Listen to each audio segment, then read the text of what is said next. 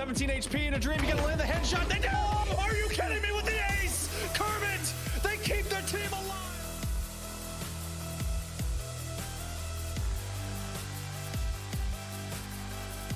He's gonna touch this one. The well will come up. They're gonna be weakened. They have to land this headshot. They're gonna do so! Balfinjager! I think they got just enough time. 0.1. Clutch. 0.14.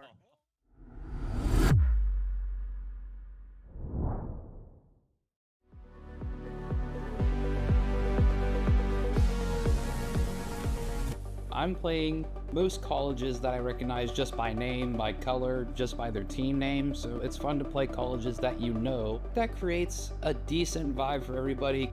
As soon as I walk into the arena, most of the time everyone's in there like an hour early, getting practice in. I just get loud. It's game day. Windsor University strives for like the close-knit community thing, so it's nice when you're like, hey, I won, and everyone is also as competitive with it as you are. After the game, we always like celebrate, check in with each other, and after winning games, it's a great feeling. If we can joke around in the intense moments and in the fun moments, like if we can carry that energy through, then it usually helps us win. Outside of the team, you're also sitting next to the same 50, 60 students every night, and it's fun just to do something cool and clutch and turn around and see 3 or 4 people watching you ready to clap you on. We're always stoked to compete because we always know Waynesburg's going to win.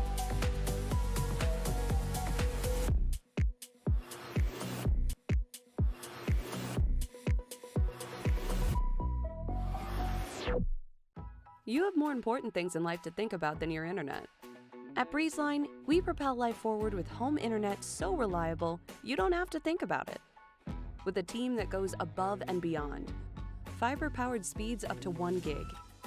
And 99.9% reliability at any hour. In any room. You won't have to think about your internet again. Go to breezeline.com for internet that propels life forward.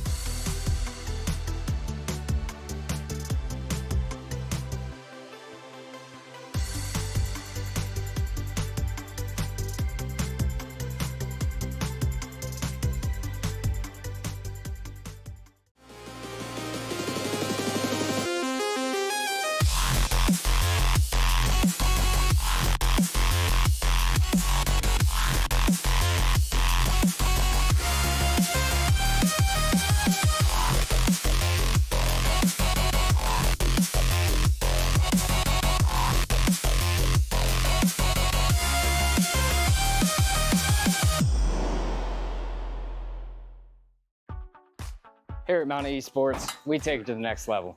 Our players have the ability to travel, compete, and even participate on the caffeine committee. Check out the Insta to see what's new with Manor Esports today.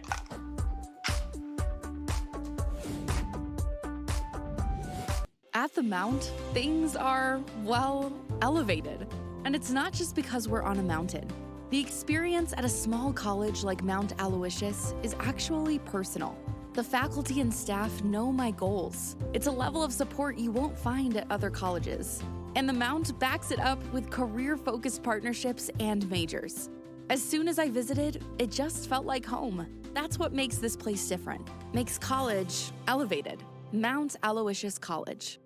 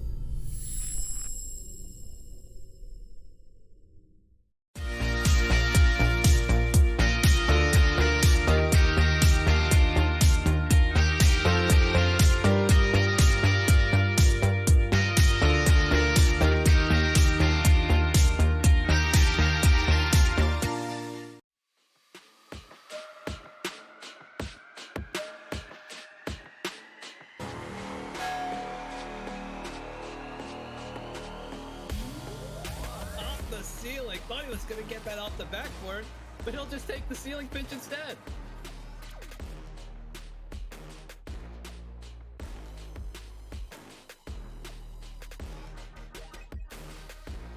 Following up the defense, and now you're saying regardless of who takes this game, I don't feel like there's going to be too much momentum gathered from them unless they truly can put the style on it, and Panel Bucket might just be the hero.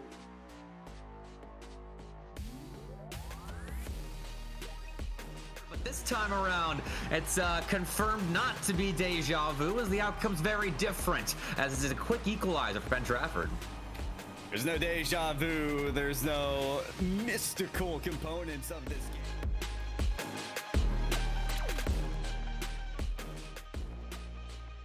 Defensive Hempfield for Franklin Regional to potentially tie this one up. Yeah, you saw, unfortunately, though, the bump, although it did come through, there was just no kind of pass out.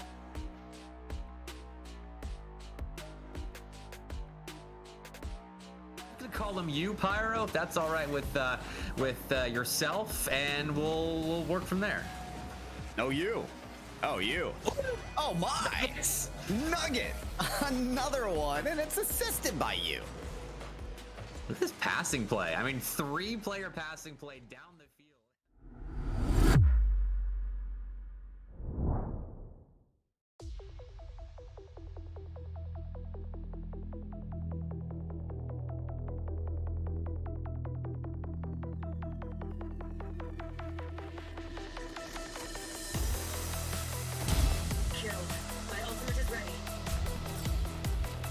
Spike planted.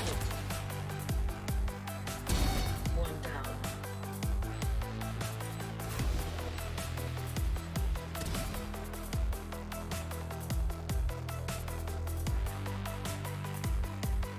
Separate sightlines, but they're not jumping into their tailwinds to get some sort of sightline separation. They're jumping in purely to go for these kills. They're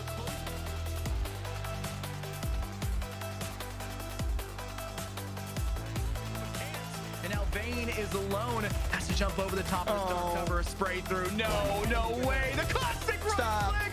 Chance for a second. May happen. No chance for it is carrot cake.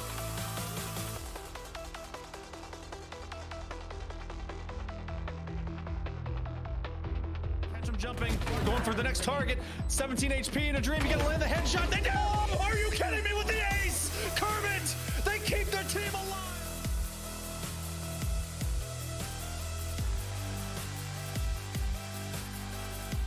He's gonna touch this one. The well will come up. They're gonna be weakened. They have to land this headshot. They're gonna do so!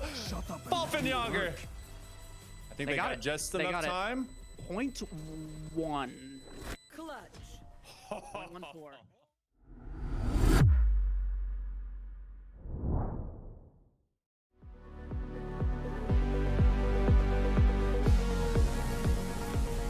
I'm playing most colleges that I recognize just by name, by color, just by their team name, so it's fun to play colleges that you know. That creates a decent vibe for everybody.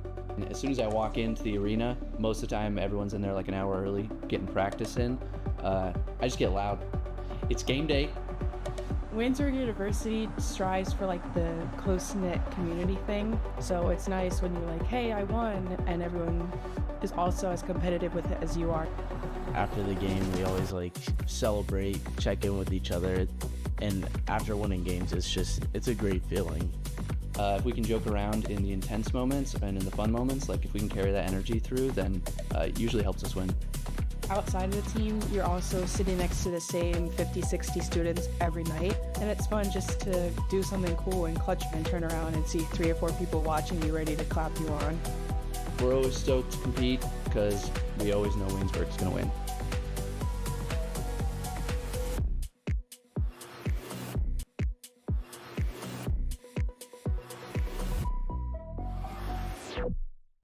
You have more important things in life to think about than your internet. At BreezeLine, we propel life forward with home internet so reliable, you don't have to think about it. With a team that goes above and beyond, fiber-powered speeds up to 1 gig, and 99.9% reliability at any hour, in any room. You won't have to think about your internet again. Go to breezeline.com for internet that propels life forward.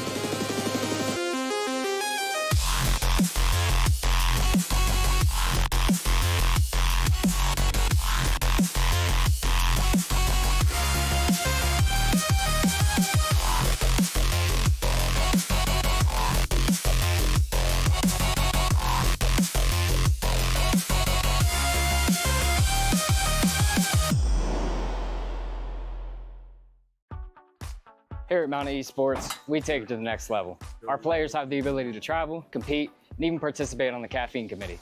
Check out the Insta to see what's new with Manor Esports today.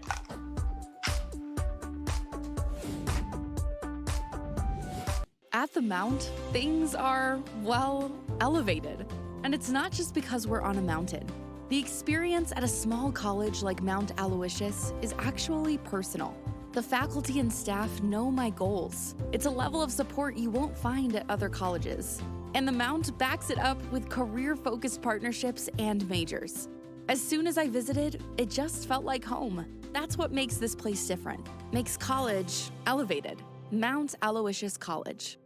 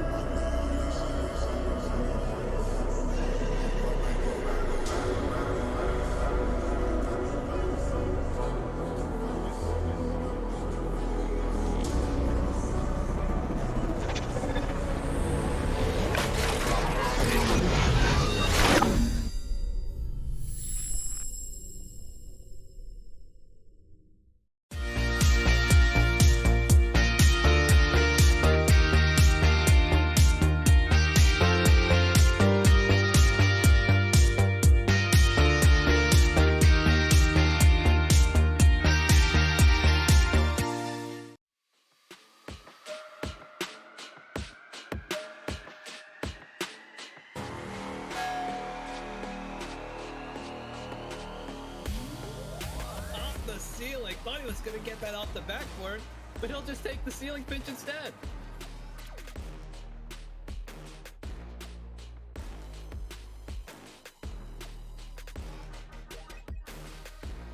Following up with the defense, and now you're saying regardless of who takes this game, I don't feel like there's going to be too much momentum gathered from them unless they truly can put the style on it, and Panel Bucket might just be the hero.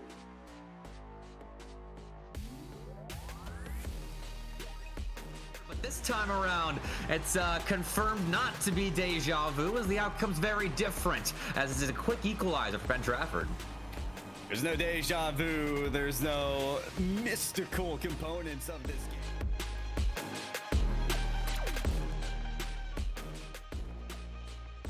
Defensive hemp field for Franklin Regional to potentially tie this one up. Yeah, you saw, unfortunately, though, the bump, although it did come through, there was just no kind of pass out.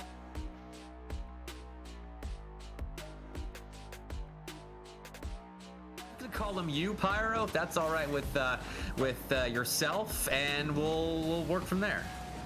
No, you. Oh, you. Oh, my. Nugget. Another one, and it's assisted by you. Look at this passing play. I mean, 3-player passing play down the field.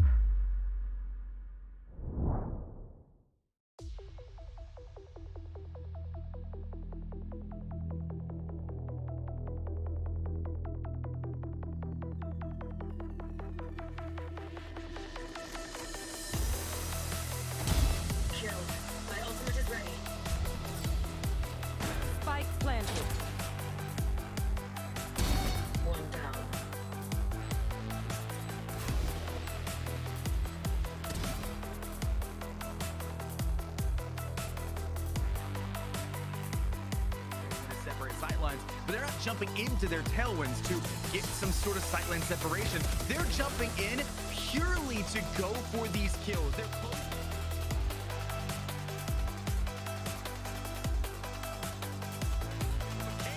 And now Vayne is alone, has to jump over the top of the stone cover, spray through. No way. The classic right click.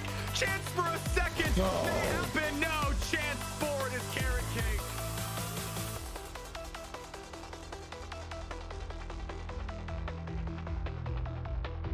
Catch him jumping, going for the next target. 17 HP in a dream. You gotta land the headshot. They do!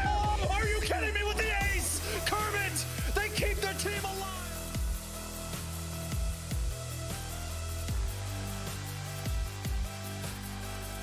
He's gonna touch this one. The well will come up. They're gonna be weakened. They have to land this headshot. They're gonna do so! Wolfenjager! I think they got just enough time. Point one. Clutch. 1-4.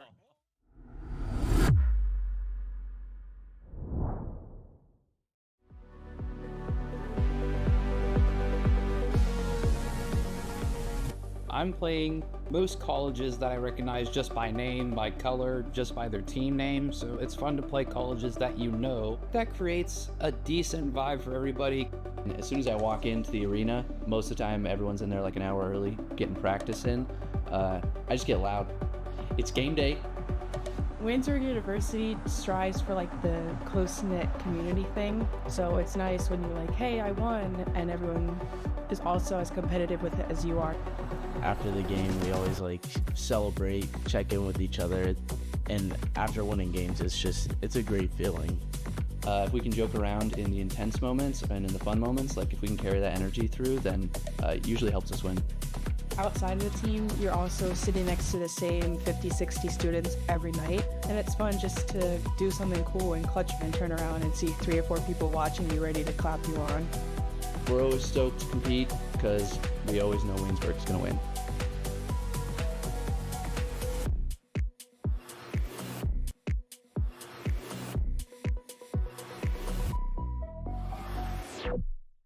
You have more important things in life to think about than your internet.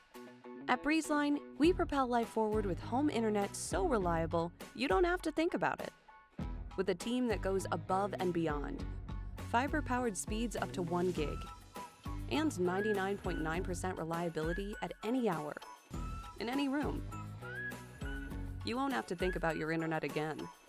Go to breezeline.com for internet that propels life forward.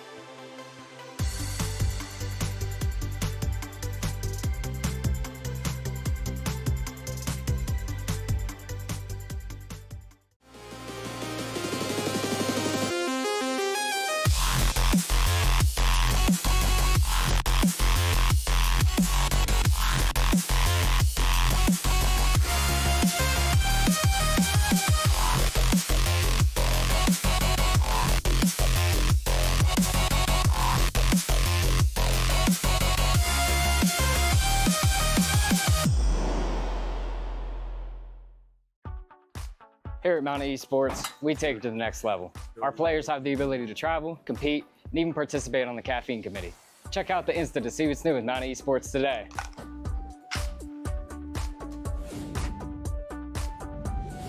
At the Mount, things are, well, elevated.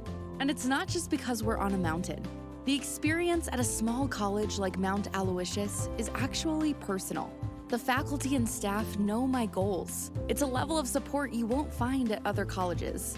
And the Mount backs it up with career-focused partnerships and majors. As soon as I visited, it just felt like home. That's what makes this place different, makes college elevated. Welcome in, all you Pennsylvania faithful. It's time to get the rectangular state into a shape in your faces that you're ready for your spaces. It's TEC time. The Esport Company brings you live and loud into week number 4. It's Thursday, and it's the day before spooky time. I'm Hell Monkey Man alongside Spaceman. It's the man's show, but it's Space Monkey time, I guess. So it's Spaceman. I like that. Yeah, I know. It's like the astronauts. We're trying to go into deep space with these guys. But how are you as we get into literally a month in of this competition? Feeling great. Marvel Rivals has continued to impress. There's been a wide array of esports that we've been able to cover here on PIEA, specifically Rocket League yesterday. The competitions looked great. I mean, we had a fantastic best of 7 last night. If you want to go check it out, please do.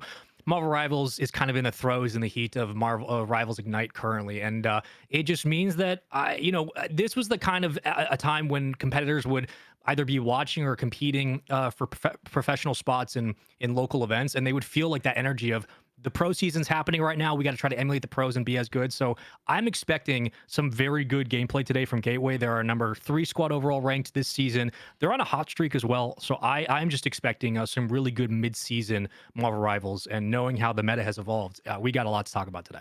It very much is. Right now, I think it's been about 2 or 3 weeks since the most recent actual balance patch. So things have calmed down, and players have decidedly kind of shifted between what they want to stick with, what they're going to try out. Daredevil saw themselves a blip on the radar, kind of like all our new heroes often do before they get their second patch buff. So for right now, there's been a lot of the same. You see a bit of magic, not as much as you see as Psylocke, and then Human Torch is gone to the bench. Feel like he's like, he was there, the Infernos were hot, and then they were not. So they've kind of walked into what fits them better. And sometimes that's a little bit of Iron Fist. I've seen actually them pop up in some big combination platters. But otherwise, this first one is going to be a Div 1 matchup. Teams trying to stay perfect in the way of Gateway Gators. They want to stay just as much so because we have 2 weeks left in this competition. But what has been kind of your mainstay hero that everyone's been picking into, regardless if the meta or the balance switches things up at all? Well, it seems like every single school and student has been confident at least on Strange this year, and I know that is kind of a gimme. It's the fact that it is the number 1, number 2 choice behind Magneto for Vanguards. It's kind of the safety pick, and you have to be proficient in Strange, especially with portal plays late into rounds. So it's been nice to see that in terms of just digging into the bag, that Vanguards on every single team have been able to be proficient in that regard. But I am curious if the Psylocke will continue to get kind of relegated towards this either pocket comfort pick, or we want to mitigate the gank, so we're going to take Psylocke out of the equation, and like that is more of a specific target ban that we've seen from rosters over the season. And I think it was funny that you said earlier that the Daredevil had some vision for a couple of moments, which is hilarious. But look, it's I think that just in general, being able to have a strong front line can really mitigate most of the problems that would eventually trickle down to the rest of the team. And we've seen it all season with whether it was the Thing, Emma Frost for various high schools. If your front line crumbled, it didn't matter what your duelist or strategist was. There was really no way to win the game. So I'm just looking to see what that front line looks like today.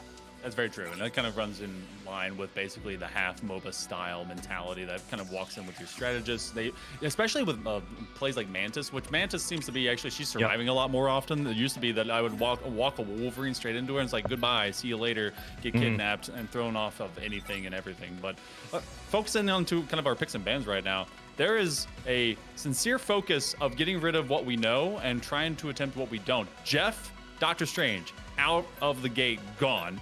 And Venom, kind of an interesting idea to get rid of them from the side of the Gators. They do not want him around, and that may be because of the prioritization of keeping in Magic. They want to be able to fight into that thick grouping and not be disrupted. Yeah, and the fact that Cap has now kind of been pushed down towards like a B tier, lower A minus kind of dive, especially with how Venom has exploded between having synergies with Jeff.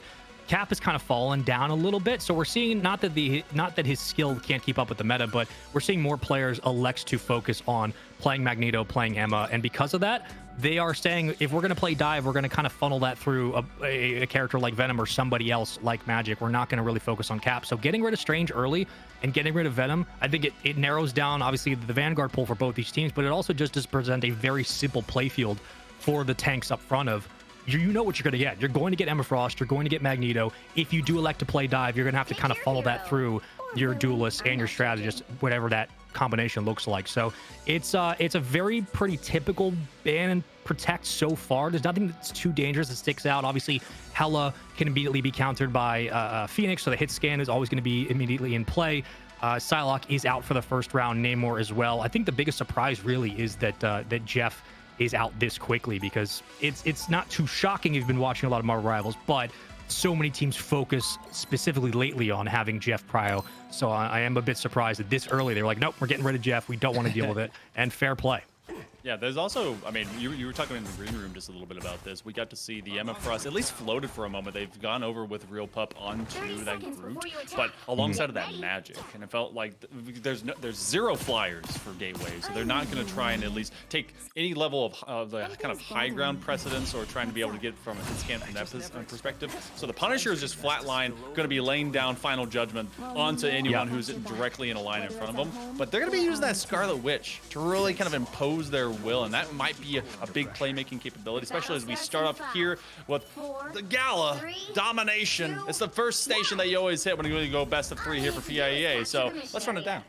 And Faltago is going to be either having a choice between doubling up on Eternal Bond or Final Judgment, and you do kind of get you do get a bit of a choice, I should say, from Blackout being able to copy. So it's either going to be Eternal Bond or doubling up on your heals. So there is some wiggle room here for Penn Trafford when it comes to how they want to approach strategists be strategists when it comes to the team fights. But for Gateway, the big question coming in is just how do they deal with the Scarlet Witch, because obviously Penn Trafford do not have Strange to get her in quickly, but it's still the corral effect that Scarlet Witch has after the buff. That is now a new factor that a defense has to worry about. Everyone being brought in, it's like a little black hole, but what has actually become a black hole is where Groot is being able to hang people up.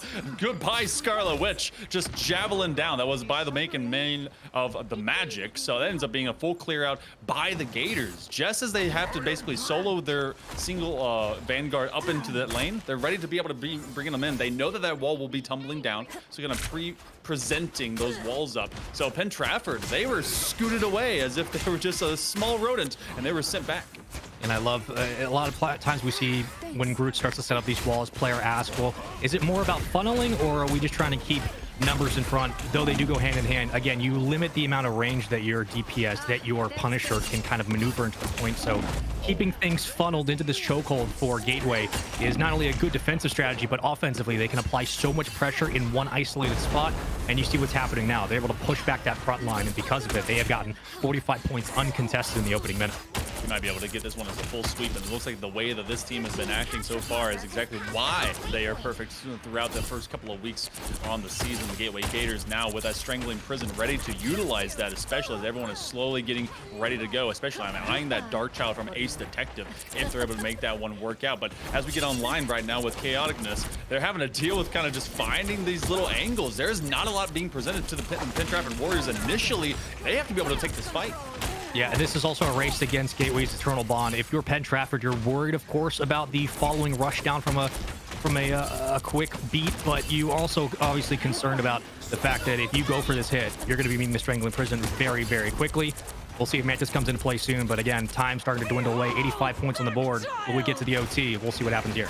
Looks like they're just basically stuck at this wall. Everyone just having a conversation about it instead of using the fist that the heroes were born with. And so now, as they simply hang out into this singular funnel, overtime, it will even be ticked. They get one man on site. They're going to try and follow up. They're going to go short-sided for all of a moment. The Cloak and Dagger goes to the back line, but it's still Pop that just continues to be ready to go. They've got their ultimate, and that may be the final dagger that does it. They get a couple clear, and with both your strategists going down and your Punisher, that pretty much will seal the deal. We're in overtime status, 99%. The The rest has to tick out, and they're just waiting the rest of this one out. Penn Trafford absolutely staggered.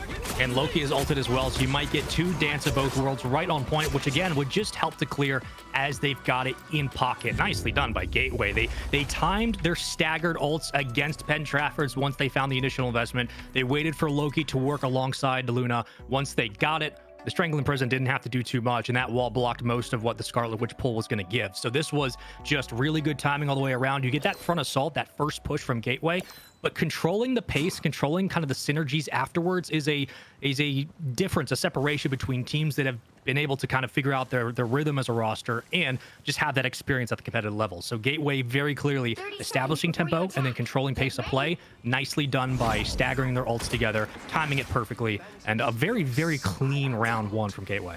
Oh, completely. It was near flawless. Even if they just kind of dipped a toe in the water to get that overtime, it's 100-0. Penn Trafford will be coming up onto their final judgment for their Punisher, and you know that they want to see what kind of fight comes up first before they decide, you know what, let's just rip this Band-Aid off and go open, because you still have the Soul Resurgence and the Strangling Prison online ready to go. That carryover from round 1 into round number 2 is going to be a very heavy control from Gateway, but you can maneuver this one a little bit. The previous site, it is prone to basically being a full funnel if you kind of get your blinders up. We'll see if this one presents any other avenues.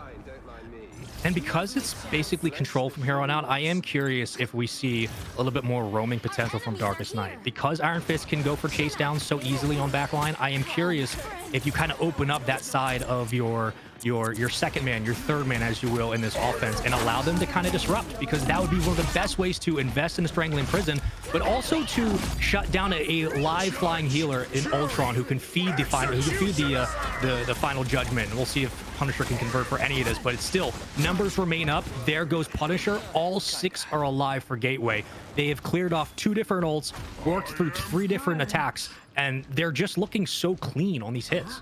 It was that one particular ultimate just ripped out by Jake. Felt like it was more of like, all right, I need to maybe make something happen, but that was not the same kind of call that you would want from your team. You want them to kind of wrangle you in, go for not being staggered, bring you on back, and see if you can be able to enact off of that. Instead, exactly what you were talking about from Darkest Night, just able to go and make these little hallway battles so inconclusive from out of the Warriors. Penn Trafford and the gang, they do bring out the Jeff, so Lloyd Boy, see if they can maybe begin taking the Marvel Rivals mascot-esque situation and guide them in. Statons is going to be really close to being able to go full on, hit with fist, big haymakers, but still, there's a long way to go, and we're already near 50% here for the side of the Gators.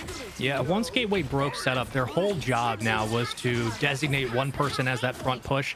That's Darkest Night, then scramble the retake opportunity. And that's what Gateway's doing really well, is you allow Iron Fist to go on the roam. You allow one of your front players in Gateway to go be a problem. And it's just extra variables that Penn Trafford have to deal with. Jeff is a great neutralizer. We'll see if Jeff can really make the most of this and kind of spits it right back into the swing of things. So Penn Trafford do invest a lot to find this opening break, but whether or not it does eventually lead into a stall on point has yet to be seen, because so far they've found no real estate back into this chokehold.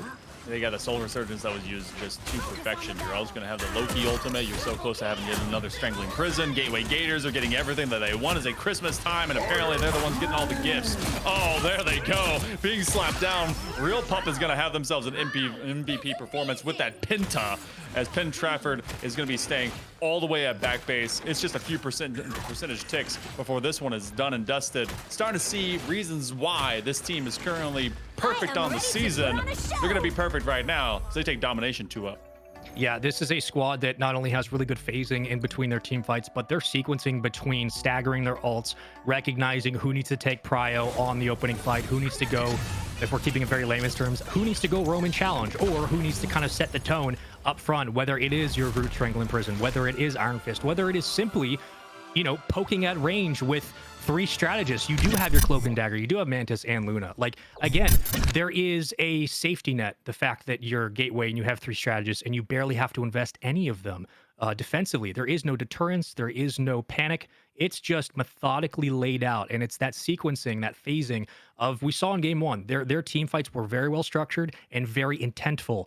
There was a reason behind it, and Gateway were just very fundamentally clean in this one. It's tough to look at Penn Trafford and say anything too negative, because Gateway, just skill-wise, they had it figured out. They knew what they wanted to do.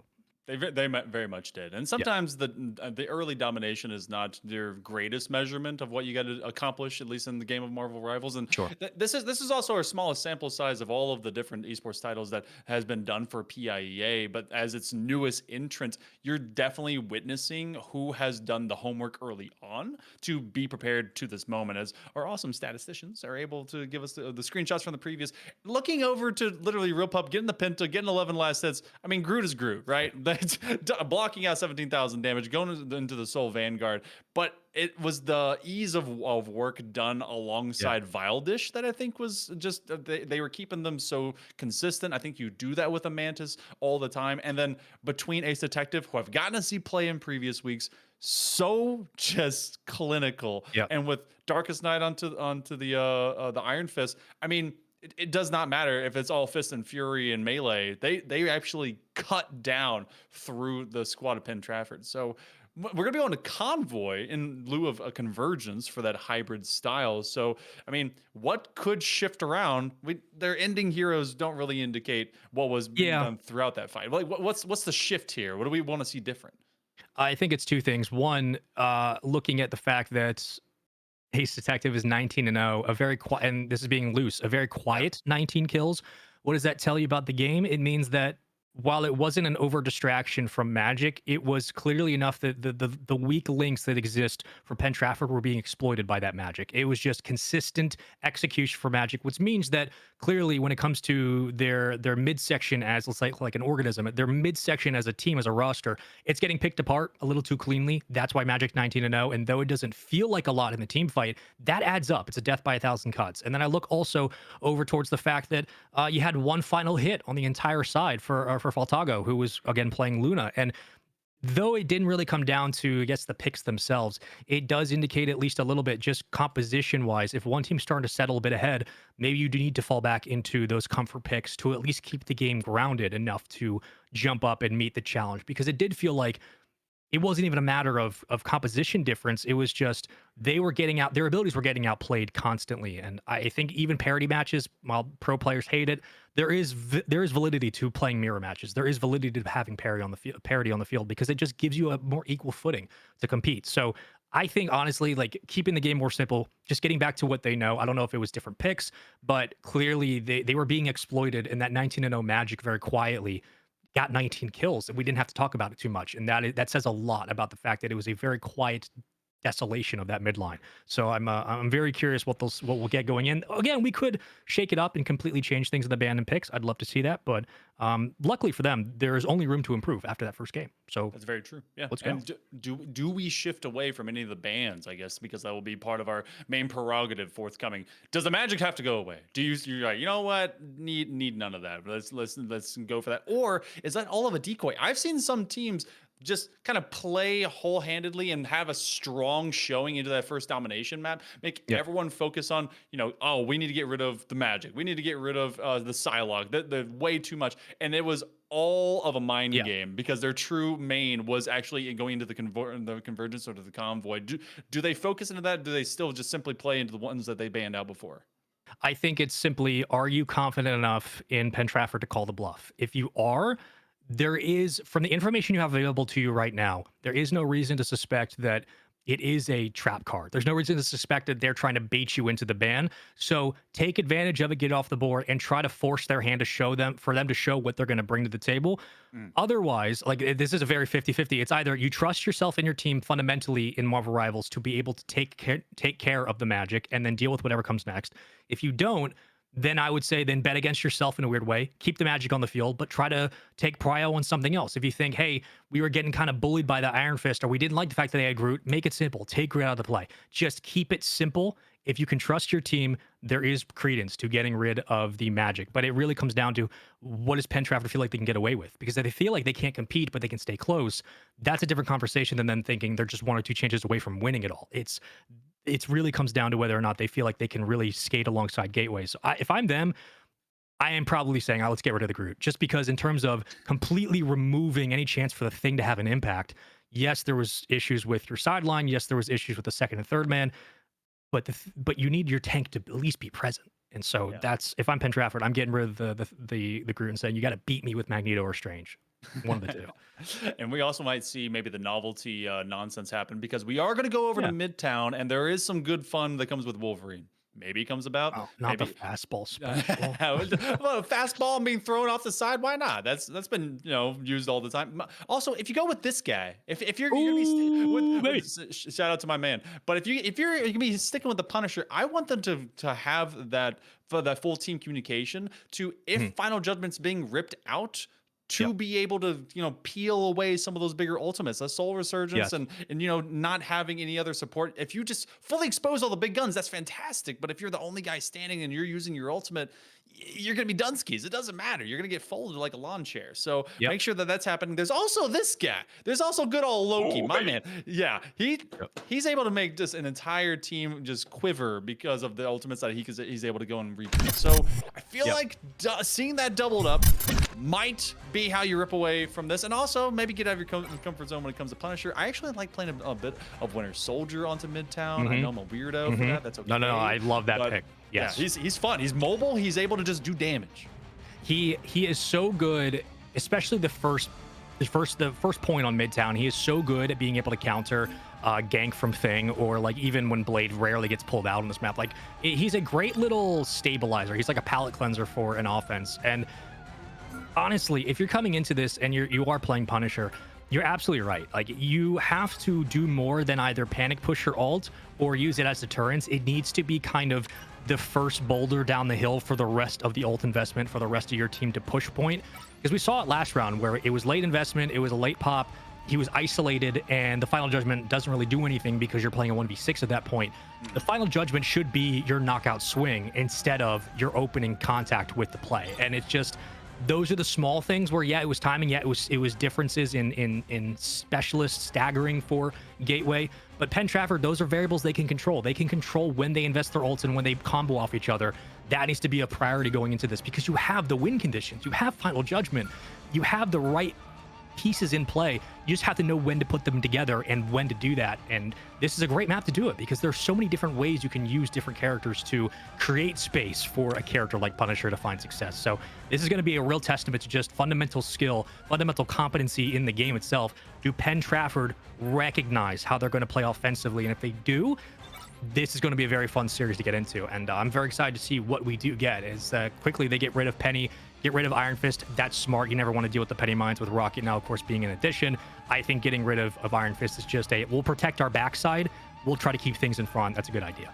Yeah, that's a solid idea. This is also the starting attack from the side of the Gators, and they know the prioritization. They might have been listening to us. I know that they weren't because I think we're on like some kind of minute and a half delay. So they did, in fact, get rid of the Winter Soldier. They don't want to have any of that capability, especially off of the the Goddess of Death from Hela. So they get rid of him and them, as well as Namor. And Namor has actually been so strong on some of these very just thin line scoped funnel points. So that's a solid get. Horn of Proteus, not going to be an issue at this point in time. And kind of maintaining to have the Mantis. I feel like that's an odd kind of safety pick when you can be able to prioritize most anything else, because I feel like Mantis was going to be available anyway, especially with the way that the Gators were going for it. But they're looking at having Strange, and they want to have their magic. So Dark Child's sent through portals. That's going to be a scary backline to have to deal with. Maybe I'm reading this wrong from Gateway, but the Hela and Namor ban to me just reads as, we don't want to deal with cheesy synergies from Penn Trafford. We don't want to deal with Hell Squids. And that's a fair play, because when it comes to just brute strength, that is the denominator that won them the first game. And if Gateway's saying we want to beat you up front, mano-y-mano, then you don't want to deal with tight corridors and Namor, and you don't want to deal with Hela hit scan. So fair enough. You're taking away synergies not only from yourself, but saying we are limiting the options you have to poke for damage at range, specifically for Penn Trafford. And if it comes down to just wall-to-wall team fights, who are we looking at to kind of lead the bulk of that conversation? It has been Gateway. So this is, to me, and maybe I'm reading it wrong, but just so far I'm looking at it, I'm like, okay, clearly they're saying we're going to limit the cheese that's available, and we're just going to beat you with our picks that we know we can work with. And Penn Trafford now have the responsibility of saying, all right, can you match that bravado? Can you match it with Daredevil, which is a very specific choice on this map? Can you match it with Dive from Venom? This is going to be a very interesting game of two tanks, a solid DPS choice from Penn Trafford, but that Rocket is going to have to put in work, specifically when it comes to BRB beacons, trying to get Daredevil and Venom back in. Venom is the disruptor of tempo. You have to make sure Rocket has a big impact here on this game. If you've ever wanted to see strong women doing strong things, well, Angela's going to be out here. So Hilltop has decided that if they're not going to get to play Groot, then you're going to be facing a couple of Valkyries. So that's going to be a fun thing to have to deal with. And all of a sudden, stuck in a corner, Venom having to deal with sending as many tentacles as possible just to be able to live. They get at least a tiny bit of heal, but that dot or that hot goes away instantly. So Gateway will lose out to, well, maybe just like that corner fight, but Jake actually is still up in a corner.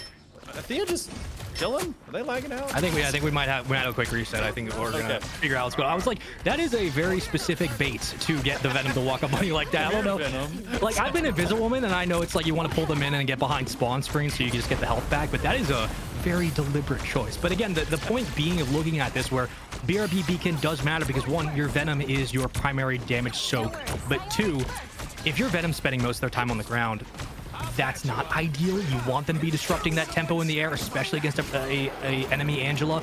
So this is going to be a battle between the top two tanks. It's going to be a battle between Angela controlling that low ground, taking away your options up front and playing Peel, and Venom trying to respond and get some aerial game. So it's going to be a really good match between these two. But so far, Gateway has just controlled the lane.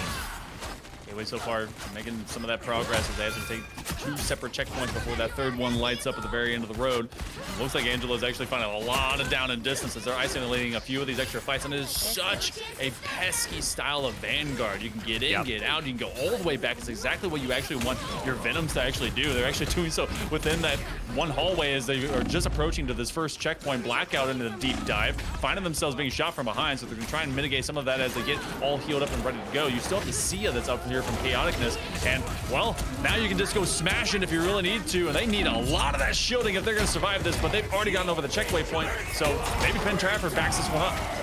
But they only have one heal up. If they're going to invest the Cosmic Yarn, it's kind of the time to do it. It's a last-ditch attempt.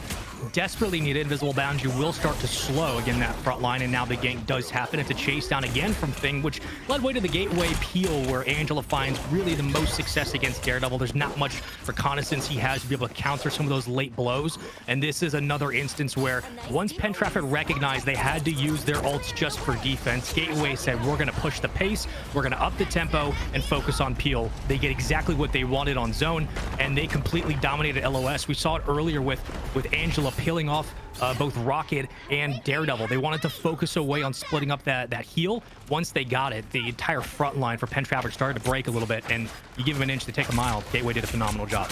You're going to see 2 activation states that are really in play in favor, especially this next choke point for the side of the Gators, because you either have the Eye of Agamotto or you're the Heaven's Retribution to be able to just shut everything down to a slow. They're going to use 1 extra to just start pushing their way in, and that's exactly where it comes from. Heaven's Retribution has been utilized. Darkchild's probably on its way in just all of a moment. The Doctor Strange opening portals as fast as I can be able to open my mouth as they continue to push them through the double doors. Gateway is getting everything they want, and that's Dead Warriors of Penn Trafford.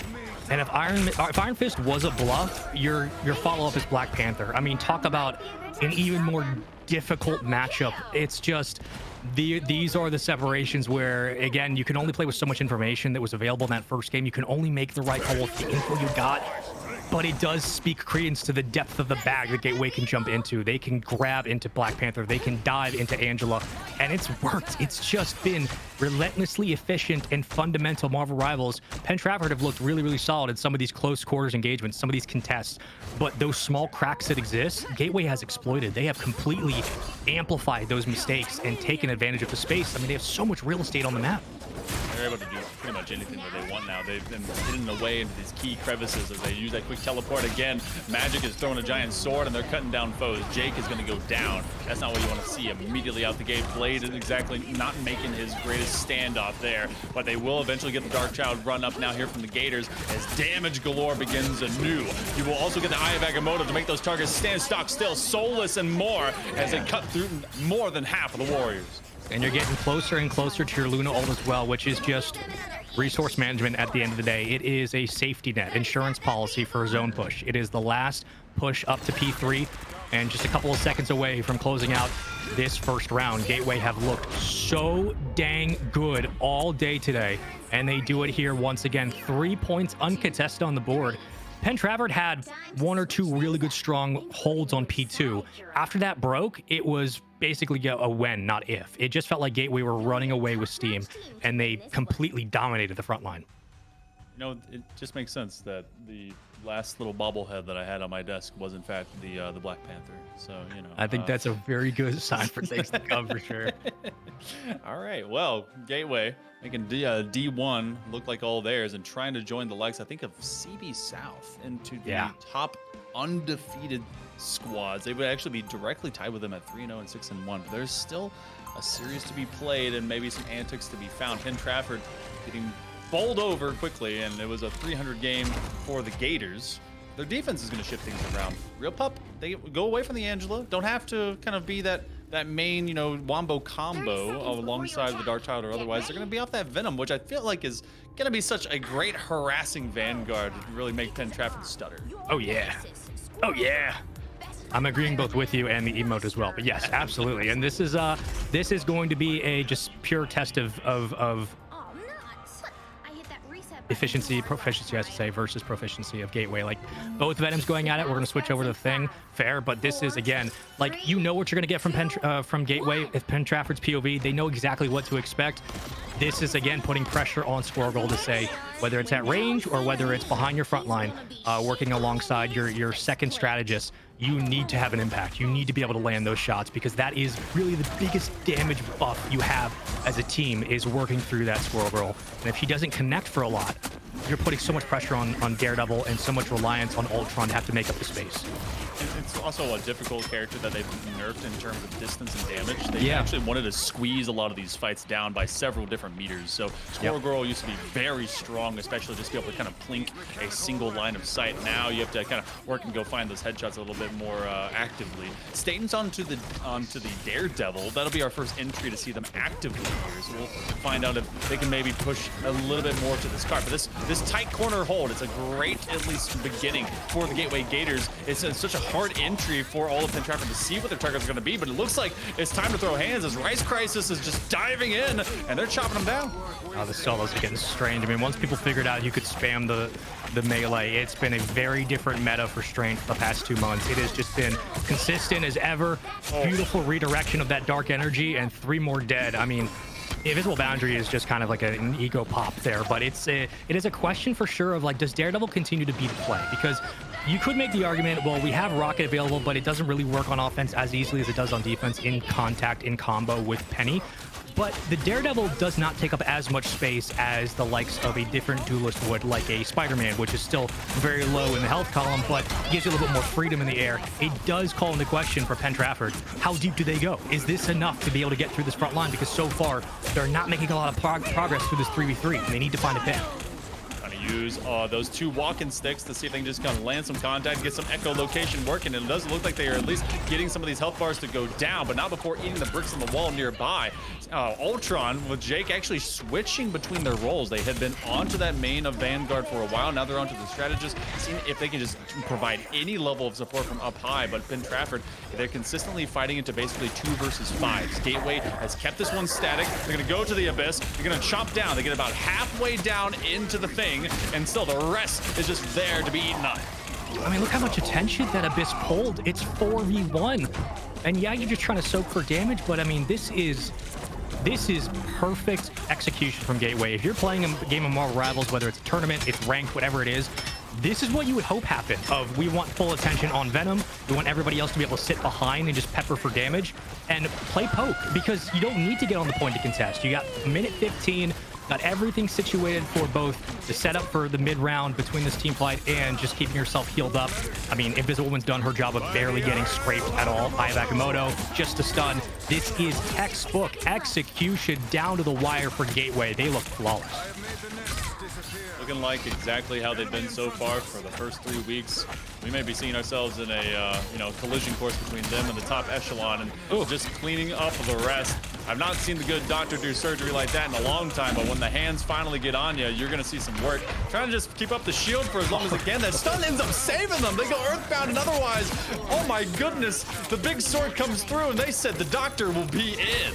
No, that's 2 invisible boundaries in a minute. That is 1, just feeding the ults of Gateway, and 2, the knock up into the invisible boundary to keep the strange pressure is, it's insult to injury. I think that's the only way I can put it there. It's just you get so close, you work so hard, you come so far, and you get rewarded with an invisible boundary that completely nullifies your efforts. This has been perfect play from Strange. The difference in the game, the Invisible Woman has just kind of been there, just a high five and hang out. And clearly it's enough for Gateway right now, as they only need a couple of more contests in a 2v1 to close out that front thing, to close out the penny, and they'll take this game and this series. Unless I back a moto for the road? Yeah, why not? Okay. Knockout 1. This is the knockout punch. Oh my goodness. 2-0, maybe straight away. They're just close enough to the actual spawn point that it's becoming more of a nuisance than anything. But Penn Trafford will not go down without it being a solid fight. A quad kill right now for Rice Crisis. Trying to see if he can full clear everyone that's left on the board. A couple extra from off of your Invisible Woman. The Gateway Gators, they get the job done. A 3-0 here on Convoy. A 2-0 in the match. And they will be 3-0 here for the first 4 weeks of play. And I think that there are silver linings, as always, with these kinds of games, knowing that Penn Trafford, look, their picks weren't bad in this matchup. It is just a very old-fashioned esports moment of one team is a couple of steps ahead and a little bit of a different level than Penn Trafford. And that's okay, because it's a way for this squad to get better. It's a way for them to see high proficient gameplay in very structured, organized, clean, fundamental Marvel Rivals, which is, again, is something that should not be taken for granted. But for Gateway, this was kind of a day in the office, a walk in the park. There isn't too much for them to take away from this matchup. For Penn Trafford, I'm more just focused on, now that you've seen how clean the offense can look, how clean those synergies can come into contact, and how you can combo off of your tank into your strategist, into your dive. If I'm Penn Trafford, I walk away with this knowing, yes, we get kind of beat. I love when my face is frozen. Yes, we get kind of beat, but though we did get beat, there was so much information we can gather about how to play the game better that is just always a positive. So I hope they can take that away for sure. But Gateway, I mean, undefeated for a reason. That team is disgusting. They are gross. I think I saw, what was it, 44-0 out of Rice Crisis, and they had originally shifted off of being a strategist for that Luna Snow to go over to the Doctor Strange when they were doing the solo Vanguard. So a lot of good looks from the squad, who continues to play perfect and be perfect for Penn Trafford. Like you mentioned, there's some stuff to learn. I think Chaoticness ended up showing some flexibility in their role as a duelist. I just want to find them acting with that on a team actionable ultimate style. I feel like the Squirrel Girl was good, but there's maybe something that could help the holistic squad overall that could make that a little bit better. Also, welcome back from Frozen. Hey, thank you. Yeah, it was fun looking like I had a stroke there for a second, but yeah, no, you're absolutely right. It just like, I think that's a good way to put it, is a really great holistically, there are levels to the entire composition of the team. It's one of the beautiful things about Marvel Rivals and superheroes in general in this kind of game, is that you can have those conversations about holistically, what do the matchups look like, what are the combos and synergies, what do they bring. There's so much depth and availability for Penn Trafford moving forward, that if they can just focus on what synergies work, what combinations can bring them to the finish line and kind of mitigate some of those stumbles in the opening push, they can turn this around. And that's the beauty of this game. So I'm very excited to see what they do moving forward. But Gateway, one of the only teams undefeated in this season, and number 3 for a reason. They're going to be making a run for top 2 for sure. We're going to see how that one goes in 2 more weeks for them. But hey, 2 more matches left for us today. If you thought that was over, no. We've got plenty left on the docket. We've got Elizabethtown Area High School going against Hempfield High. So you don't want to miss out. More PIEA going to Division 2 right after this short break.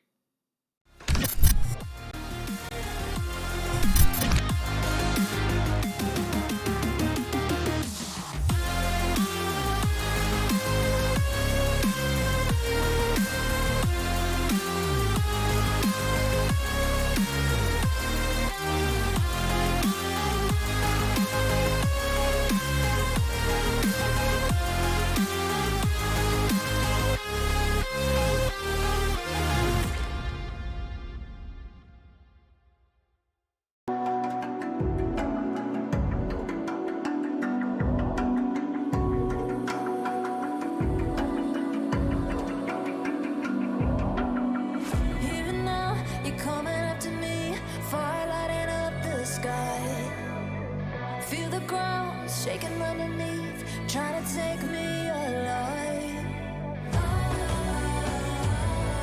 Get ready for the fallout. Can't stop me now. I got no rival. I'ma find my way through the blood and pain game of survival. Anytime. watch them run away. I got none. I'll be standing on my own, never gonna take my throne. I got no rival, watch them run away. I got no, I got no rival.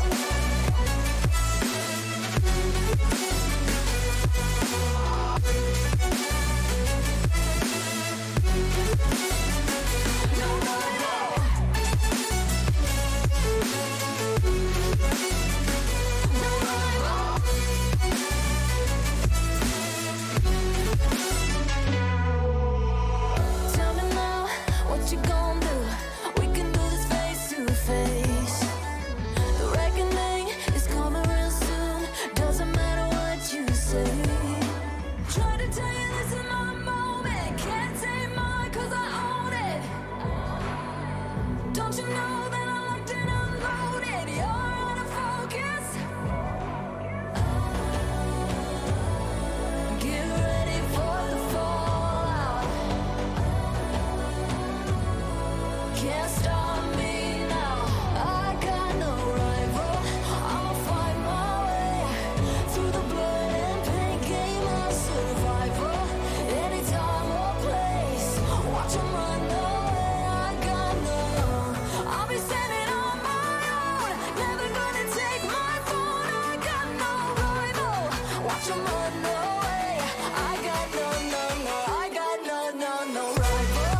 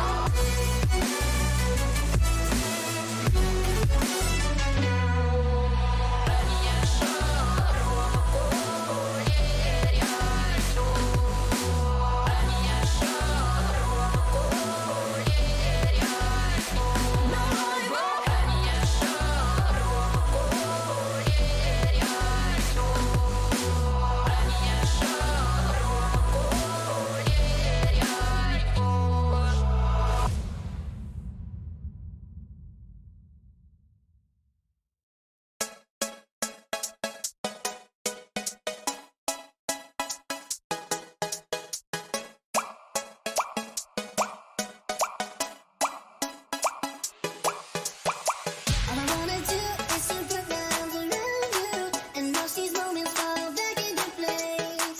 All I wanna do is to make you stop and love me. How can I be blue when you catch me in these feelings like okay.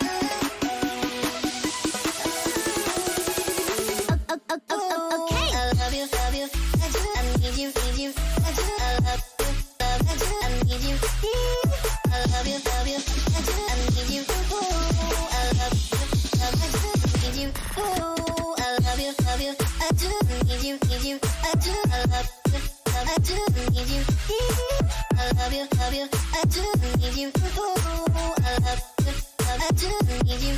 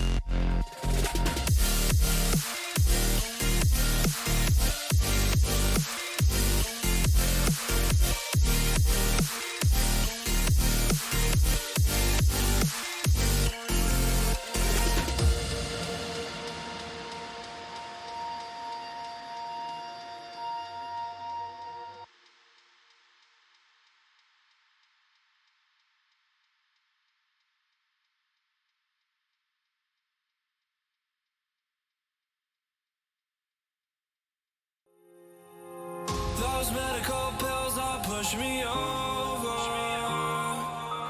I kill my fill 3 times a day. These ethanol fumes won't make me sober. One flame to take the pain away. I caught you lighting matches in the back room. Haters look mad when they pass you. Let's talk about around when it's past due. Reach a glass, do no. You don't gotta fight alone.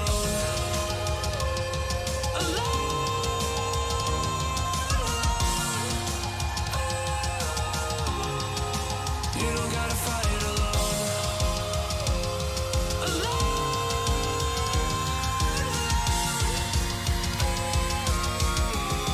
Don't be so personal.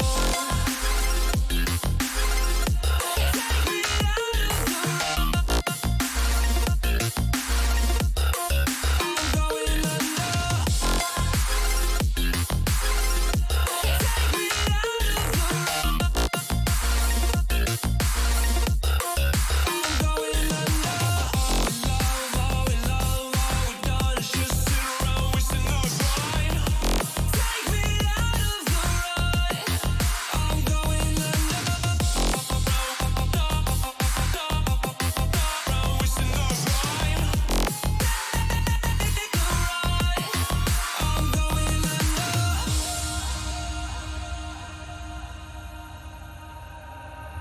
Everyone's seen death in their dreams.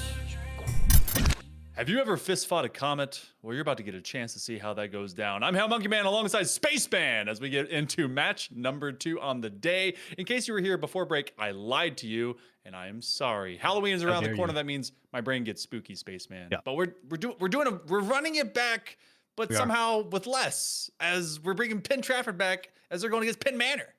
Yeah, fist fighting a comet down 1 is always going to be it's a tall order for any kind of superhero for sure. But this is going to be a challenge, less so in the conversation of who wins this series, unfortunately, because just man disadvantage Marvel Rivals doesn't matter the team or who you are. That is a hurdle that is impossible to overcome at times. But I am curious, because it's going to be a 5v6 for Penn Trafford, do we see a change up in what our composition looks like? And I think it should. Like, do we need to stick to our 2 Vanguard, 2 strategists? Why not go 3 strategists, 2 duelists, 2 or 3 strategists, a duelist, a Vanguard? Like, let's get a little creative. I want to see how deep Penn Trafford can go with this one. Playing Penn Manor, obviously Penn Manor at the moment sitting seating-wise higher than Penn Trafford. Penn Trafford, though, just got one of the best warm-ups they really could have gotten, which was against a very technically proficient squad in Gateway. And I hope they can take that to heart and use that as good formula, as good engine material, whatever the hell that word is, as we move forward into our picks and bans, and use it as a launch pad into this series, and we'll see what they elect to do. But this is a test for them to get creative, and I want to know what they got. Hopefully it does not become Coughing Baby versus Gibbs on land. Get to see if this one becomes something different. Penn Trafford, I would think the 2-2-1 is going to be standard for duelists, strategists into a single Vanguard, but hey, run it as you will. You know you're at a disadvantage. They're also showcasing something different. They got a couple strategists, 3 duelists on the other side. So just foregoing having anything of a thick man and going instead for full firepower, especially with maybe the repeat of the God of Mischief from off of Blackout. So maybe that'll change some stuff. I love that their first choice was get Groot out of here immediately. Just get it. And No different love. matchup for sure, but it is that is a team that has been tested, has some PTSD, some war flashbacks, because that Groot was doing damage. And though the Strange kind of put up a run for their money in that last round, I think getting the Groot out quickly is a very good choice. They're going to save the Scarlet Witch. It'll be fun to see if they can invest that more. And I think if you're running Scarlet Witch, especially down a man, your only choice for Vanguard now has to be Strange. Like, just to protect yourself late game and also give yourself the best chance to get the ult off for Switch. I mean, you have to. Yeah, I can see that. I also wouldn't be surprised if... Yep, there it is! Oh my god. I was like, okay, they're gonna ban him instead. So the hate watch is real from out of the Warriors. Not gonna deal with any of that from Vanguards across from them. And instead they're gonna post up with the potential to bring in a Venom if they really wanna. And for the side of Penn Manor, they're like, okay, well, sure, I guess we'll Emma Frost, maybe. Yeah, at this stage, you have Magneto, Emma Frost, and Venom that are open. They'll get rid of some really good backline dive, which I think is important. Again, now that Penn Manor has seen what the field looks like, low Vanguard status, the rest of your options basically should be, okay, well, now we want to protect our DPS and our strategists. And that means getting rid of players like Black Panther, getting rid of Iron Fist, should you choose to go that route. I think that's a smart choice from Penn Manor. Though they have 6 players in this, you're still going to protect what you can. Get Luna in as well, and we will ban out the Thing. So again, we are really crunching down the wire here when it comes to what Vanguards will exist on the map. It is going to be Magneto or Emma Frost. That's it. And we know that Emma Frost, in terms of crowd control, yes, Sonic Seduction, also Diamond Form, can absolutely decimate a front line. Like, more so than what we saw from Strange earlier. So if Penn Trafford can't deal with the Emma Frost, it's going to be a tough one. To say the least. So can anything occur for the side of Penn Trafford now fighting down a man? It would actually be such an impressive feat considering what they ran into just a little bit ago against Gateway, who now sits tied atop of the standings with the side of Central Bucks South, to pull this off. And really looking at it, this is a squad out of Penn Manor. They've gone 2-0, 2-0, and they have a 1-2 loss. So still pulling off at least a game win amidst their best of 3 to be at 2-1. So they know how to get the job done and also last a long while. Penn Trafford, I mean, for us, like you said at the very beginning of all this, it's a tough measurement of winning the series. I just want them to be able to start experimenting and see maybe what sticks. Well, I'm looking at the choice of Lethal Lloyds to stick with Cloak and Dagger, which again, at the end of the day, is the right call. But we can jump into the weeds of this conversation a little bit, which again, whether we see the impacts of it late game is yet to be decided. Choosing escapability is also a very good variable for Penn Trafford, knowing that you're playing against a Magic, knowing that you're playing against a Hela. And if I'm playing Magic already down a man, I might be considering the Invisible Woman, given that you get some escapability with both Invis and the Boundary Push. Because Cloak and Dagger doesn't give you the same kind of Shroud jump that Loki gets on the Shift, I'm curious if that is going to last as a strategist pick, simply because Magic can pick that apart all day, every day. And I'm curious if Invisible Woman will eventually get a second look. May end up seeing just one whirlwind dash come out of this sword, just chopping through him. And again, isolated fights. You fight down a man, and with the way that they were playing separated from one another, that presented such an ease of use case for Penn Manor. The Comets didn't have to do too much more than find one isolated hero after another, open up the site, and pretty much kind of just guide their way to victory. It was basically handheld high fives with each other. Like, okay, well, we got it. Okay, let's start getting some percentage points. Well, I'm thinking about also the Vanguards that now exist too, and we have Venom, we have Magneto, and I think we have Penny Parker, and that's basically it. So, as well as Emma Frost. So, if you are Penn Manor defensively, your options are wide if you want to continue rocking Rocket, because you can get the synergy with the mines with Penny Parker. So, there's a lot here for Penn Manor to really change up the game plan and throw curveballs at Penn Trafford. For Penn Trafford, it can't just kind of be fastballs down the plate. We need to see them start to dive a little bit deeper into their picks themselves and use those abilities to create some space, because so far, again, the chase down onto Cloak and Dagger is pretty indicative of the lack of opportunity, the lack of real estate that Penn Trafford can take up on the map.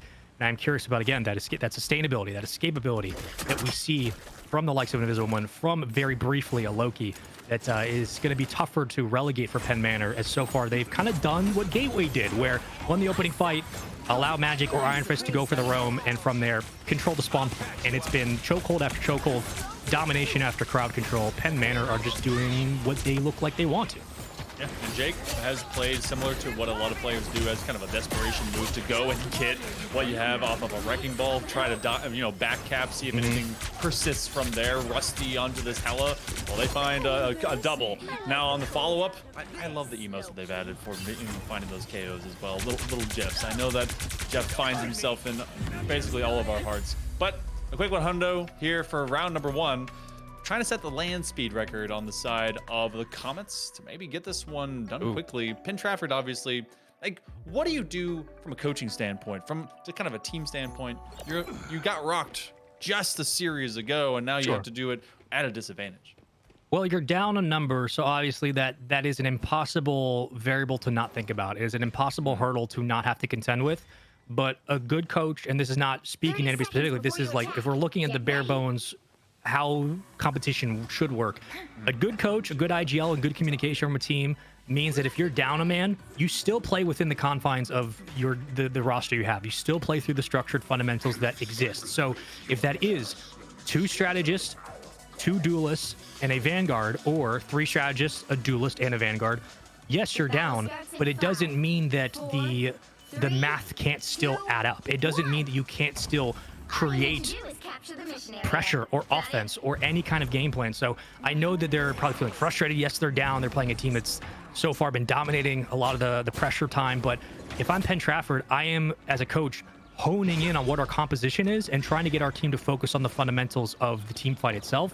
And I'm turning this into we need to come out and prove that our fundamentals, for lack of a better term at this point, are strong. We need to prove that even on a man down, we know what we're doing on the field, because so far it's just been a little too easy to pick apart. And Penn Manor, again, just find themselves on the point with 0 contests. They're playing with massive gaps in the linings between the armor right now. Penn Trafford. And I actually did not, and I do not dislike what they brought out as some of these early picks for the second round, because if you can be able to activate from off of the Heaven's Retribution from that Angela, get that done for then the butterfly dance, you're actually seeing some great looks. Unfortunately, they're fighting into 1 versus numbers, and then when they're not, I mean, there are 6 ultimates ready to go from Out of the Commons. The entire precedence of whatever they want to do can be done, and this could be a beastly abyss from out of S-Man, trying to just deep dive them, and they find them. Yeah, that's I'll wait for the heals all day, every day. I don't care if the strategist peels away. I don't care if they take control of the right side of the map. If you're Venom, you're doing your job to perfection, which is disrupt, dive, and dissociate the defense. It's been perfect so far. Cosmic Yarn will basically nullify the Angela ult, and because it does, again, puts us in a position where we're sitting on 5 ults to burn for Penn Manor. Basically all security investments that will pay dividends late into this round. 58 points and counting. No contests onto the zone. Penn Trafford just trying to break out the spawn here, and I'm not sure if it's going to happen this time. It's a tough situation, having to deal with personnel, having to deal with players, and I mean, you're just looking to whatever level of execution inspiration be brought into maybe next week or late term into the convoy. That will be forthcoming here into game number 2, because right now domination has been dominant from the Comets, as this is not a Haley situation, see you every 50 years. It is see you every maybe 15 seconds in the way that they have to go directly from out of spawn and meet the mighty Mitts, especially with the way S-Man is kicking butt. Yeah, and these situations, when you're down, both numbers disadvantage, but also in this game state, it's never really, at this point, it's not so much on the backs of the DPS. It is pretty much on, in a perfect world, your strategists and your vanguards will be able to kind of reset the tempo and cleanse that palette. This time, though, it doesn't matter if you switch to 3 DPS. There's not a whole lot you can do with this position on the map, with this little resources from your ults. It's just, you're kind of weathering the storm. You kind of have to absorb the damage, unfortunately. Like, it's just, GG's go next. It's a tough one for sure, but we get a different game mode, a different chance to play through team fights and not so much domination going into convoy. Hopefully, Penn Trafford can then use that as a launch pad for better things. But this was, kind of tough to break down because there isn't a whole lot to talk about. It was just 1 break, 1 control, dominate zone, or dominate spawn, isolate the healer, GG's. That's it at the end of the day. So it was a very clean win from Penn Manor. I'd be a little shocked if they didn't kind of handle it the way they did. Yeah, and this is also not one that you really sit too hard on. If you're going to go War Room style, look at it in film, VODs, anything, because I mean, you already know what the asterisk will be in the stack column for both sides across from this. There was no kills from the Penn Trafford Warriors, so okay, all right, fine. Convoy requires itself to at least have one side go for 4 minutes and see if they can kind of break through that same thrust of being stuck into spawn and see if you can be able to just move out. It ends up being how kind of high school does. This happens also into tournament play, so this is not an unknown and uncommon situation. And you also have kids that have homework to do. That's scholastic. Been there. That's the esports side of things. You're like, all right, well, I got to go either play soccer, I got to get ready for my homework just on the other side. So Penn Trafford does have to kind of finish this out, go over into convoy. Not to say that it's a given, but I mean, with the way Penn Manor was playing, the ESPN meter just kind of it's to the nth level. Yeah. This is to kind of again hit on that point. This is even if the outcome feels predetermined, if you're Penn Trafford, again, you're still getting it, and because Convoy, the way it exists by the state of the game, the rules themselves, you're getting a chance to have an at bat. You're at least getting a chance to go up and swing the bat. So if you're going to get that chance to go up and try to make contact, go make contact. Whether or not you hit it into the outfield, whether or not you get thrown out, doesn't matter. Go put the ball in play. And if that means we're just going to focus on, yes, we've lost one of our strategists in this, but we can fall back to a team of 5 and maybe focus on for lack of a better term, like a 2-minute offense. We're going to focus on what we have with limitations. That's what hopefully their coach, or I would say their IGL, should be focusing on. Of it might be predetermined, but it doesn't mean we can't go out there and put some contact and swing the bat. So I hope that they can go into Convoy recognizing they have a round for free that they can take advantage of. And should they take advantage of it, this is a chance to really show us what you got. Is it a daredevil play again? Is it staying with the Angela? Is it changing up the way we want to play Venom? Because so far they've picked Venom 3 straight rounds, for lack of a better term, in these games, and there hasn't been that much of an impact on dive alone, let alone on damage. So you have room here to play Thing, to play Magneto, to play Strength. You have room to change it up. I just want to see what you got. For Penn Manor, I mean, it's just don't mess up. Like don't do anything wrong, and you'll probably be okay. So yeah, there's definitely room here for Penn Trafford to surprise us for sure. I'm actually going to show you exactly what they got. I have it I have it right here. Okay. Oh God. So here we go. It's right here. Right here. Nothing. They have actually forfeited out after domination. So kind of understood. I get it. No reason to cause any more rifts. Soccer practice, maybe SpaghettiOs are ready to go. So I completely understand. I would prioritize that if I didn't have my 6 teammate. So that means that this one will be a 2-0, an asterisk in the column. Kind of like, all right, we've learned our lesson. We need to make sure the entire team is there. Completely understandable. So Penn Manor will be going up 2-0. They will actually go into, I think, 3-1, which gets them now back to current with the 4 weeks of play. 1-3, and now is the kind of the slight downhill slide for the side of Penn Trafford. That's pretty much all she wrote. I'm not surprised, but I also hope that Penn Trafford understands there's 2 more weeks of play. There's still league play to be done before the playoffs are here, and they can get to even 500. They just got to have everyone ready to go. We say all the time, any given Sunday, a bad showing does not determine the rest of the season. There is so much that they can again work on and look forward to, and every new series is a new slate for sure. But yeah, for Penn Manor, I mean, a solid win. Penn Trafford, one of those. You know what? GG, chalk it up. Go next. Try not to think about it too much. Just get on with the rest of the tournament. And this is again just kind of one of those instances where we see teams that can separate, and top side of the bracket looking really strong. Penn Trafford still stuff to work on, but we play the game for a reason, and I'm sure that they'll be able to figure stuff out as the season continues. So good luck to them. Very excited to see what we get in the future. But that's been 2 hot 3-0s, or 2-0s, I should say, in these best of 3s. It's been brutally fast today.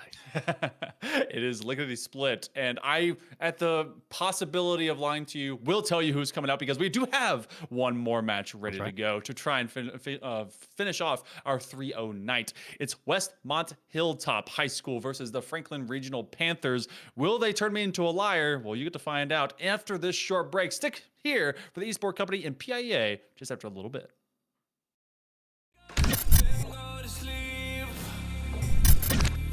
Everyone's seen death in their dreams, but we still wake up from our sleep. I'll be home soon. You don't gotta fight alone.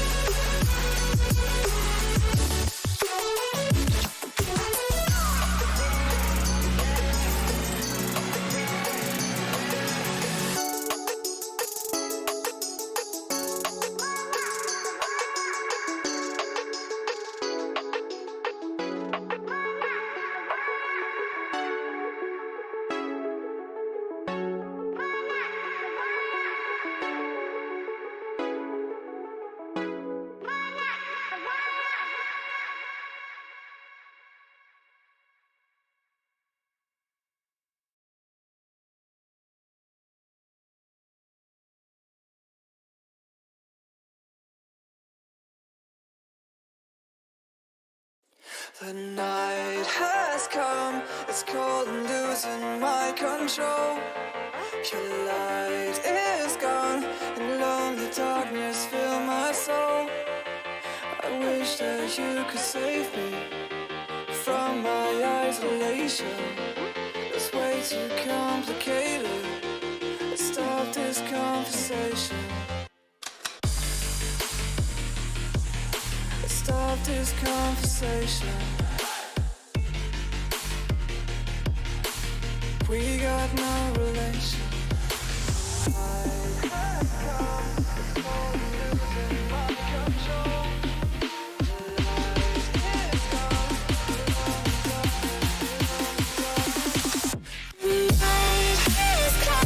It's crazy.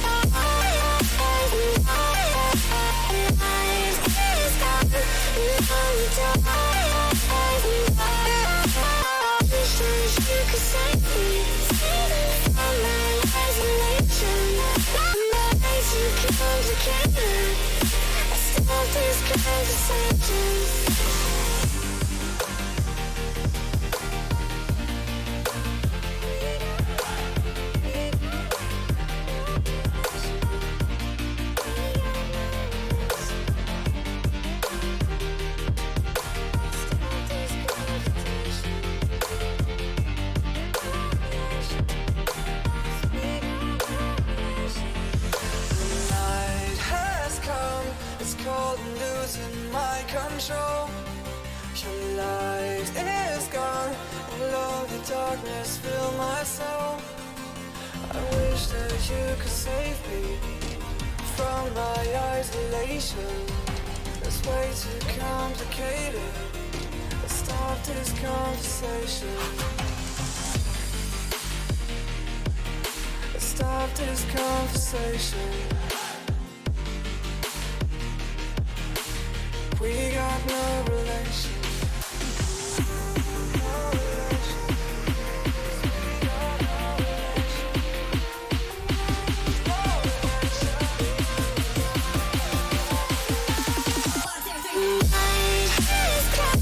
It's crazy.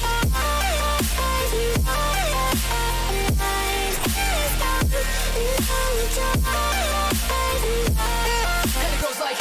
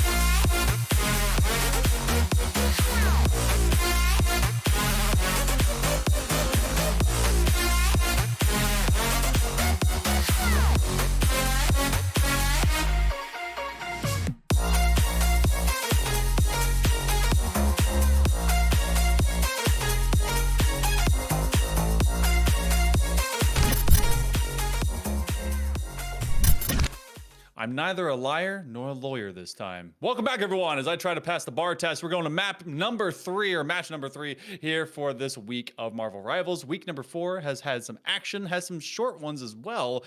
As we sprinted through a couple with Penn, Trafford, Spaceman, we're going to get into our third one, Division 2 style, as we got the Hilltoppers and the Panthers ready to duke it out.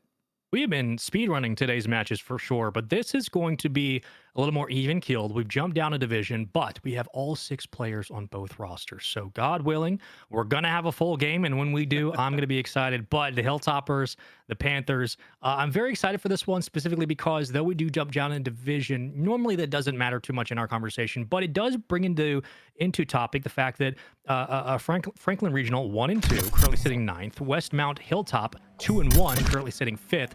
Though there's a gap of 4 more schools.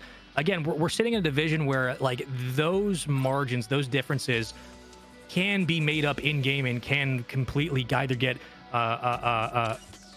abused in game or taken advantage of. So that's basically the same thing. Basically, the point I'm trying to say is I don't think there's going to be much of a separation between these two teams, though the records do say otherwise. And given the skill level, I expect this to be close, and that's where I'm going to end my yapping for now. And I will agree with you because with the way the Westmont and Hilltop has gone 4-2, that means they went 2-0, 2-0, 0-2. So they have found some moments of vulnerability. A key marker as we look at the Hilltoppers, very securely getting rid of Spider-Man first. With the Winter Soldier going away from the side of Franklin Regional, that's kind of prototypical as you're like, all right, that man just can bring out the crack and smash and slap us out of existence. That's totally fine, especially if you want to be able to keep your cloak and dagger up. But as Spider-Man being focused, they don't want Spidey nothing out here with Penny Parker going away as well. What does that focus in on for you? Well, that means that either A, Rockets is soon to follow, or B, they don't want to worry too much about reach and grab, which is fair. If you're Penny, obviously you can throw out the net and stun the first usually healer up in the line, which is likely an Invisible Woman, and then Cloak and Dagger to follow. You can basically slightly mitigate the lane for the healer for the Penny Parker. Obviously you get a lot of ground cover with those mines.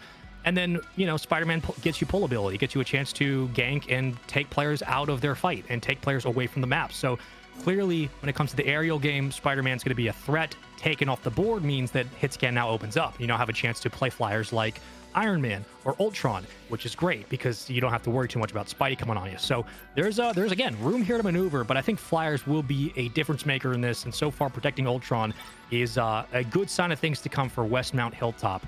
But Iron Man's gone quickly after, no more synergy. So now it opens up. All right, what hit scans do we have? We have Phoenix, we have Punisher, we have Hela. There's still a lot here. Okay, and so getting rid of that Squirrel Girl, not a lot of teams, especially into this complete league out of this Division 2, have posted up of needing to really get them off the field, but they didn't want any kind of a major long distance combat to have to be going against maybe the Iron Man, but recognizing the Ultron is going to be gone. You don't want that mega combination, especially with all the extra nanobots that can come around between Ultron and Iron Man. But they do have the Phoenix safety picked. Didn't safety pick anything from the side of Westmont and Hilltop. They're like, is it a concern? They're like, all right, well, Iron Man's out. I guess we'll pick whatever. Tactical bait, I'm going to call that. I think that is a tactical mispick. And maybe it's enough to throw them off. Hela's gone. Okay, Angela out. I think that's fair for, again, if you're not confident being able to handle Hela, I think it's safer to get her out of the equation than it is to try to deal with her. It's easier at this stage of the game knowing that Emma Frost is still as dominant as she is because you've seen her, you have more reps against her. I think getting rid of Angela is a fair call for sure. Moon Knight's going to be great for the opening defense. Again, a lot of sustain, a lot of deterrence for sure. And looking to that offense, I mean, you have fastball special, you have Namor still available, though it doesn't really matter that Hela's out. There is quite a lot here for this Franklin offense to work with. I'm curious, though, would that Hulk be able to do enough against Ultron? If he can, that is your break through the back, your contest, your retake. That Hulk could be a nightmare. You're also seeing the slight kind of personnel difference of going over to the double vanguard for the side of Franklin Regional, sitting a little bit more static. Actually, no, they're confiding, they're cavorting, they're communicating. They're trying to see if they want to maybe float into another player, maybe a flyer to go alongside their teammates, because the Phoenix is actually going to be so fast, so strong And seeing that they want to affect the field, maybe trusting into their Magneto just a little bit more. But that Magneto with the Hulk should be a bruise and cruise type of situation. But whenever I see a Moon Knight, I gotta say it, honk, honk, the bus might be rolling. Yeah, you think that at this point, especially with Moon Knights invested in round ones, usually we kind of see it as a adjustment and audible that comes in later into a round 2 and a domination and a convoy into the second P2. It's okay, now we switch to Moon Knight to give ourselves some space. This is very much a confidence pick in the opening round for sure, but that's where I would love to see Hulk be a problem of not only being able to zone, but also that Gamma Stun can really shut down the pacing of a retake. And we know how good it is up close. We know how good the knockdown onto Strange, onto Ultron can be. And this is where Hulk gets most of their investment alongside that Wolverine. It's a beautiful start off the start. My man got quads for days with the way these leaps are coming through. Mateo is making sure to just be all over the place and taking themselves in and out of combat. This will initially be unlocked by the Panthers as they'll be holding on in between the trees. But Westmont Hilltoppers are finding themselves at least at odds and ends as they will start to at least isolate a couple of separate fights. Oh, and that's going to be a stretch too far as Jax will go down. So Franklin Regional will see their first man drop out. They still hold point for right now as we begin the cruise and bruise. Yeah, right idea, absolutely right. Just a step too far. And if you're trying to isolate the healers, nice call. Probably not the best choke point to throw your fastball special into, but it still does give leeway to the idea of playing aggressive on that second strategist, which is what we expected from this team given the roster comp we had in the opening picks and bans. And so far, it's been pretty easy hill control for Franklin. They're still sitting on the invisible boundary should they want it. Eternal Bond also in the pocket. You're getting close to the Khonshu investment, but I don't think you need to worry about it too much as we will get the Eternal Bond out from Westmont Hilltop, and now's the time to start stacking those ults. Okay, do have the invisible boundary. A lot of extra healing occurring right now, especially when you get all of Westmont trying to just take over this side of 63%. And now you go big Hulk style, so the Gamma is going to start to burn a little bit more. It's like you left the door open for the microwave, and there goes the hot dog, slamming them and trying to cram them as much as they can. Franklin is actually losing the numbers. Westmont Hilltop is starting to persist as eventually the form will go away. Still, though, this has not been broken, and the Hilltoppers are left all the way back line.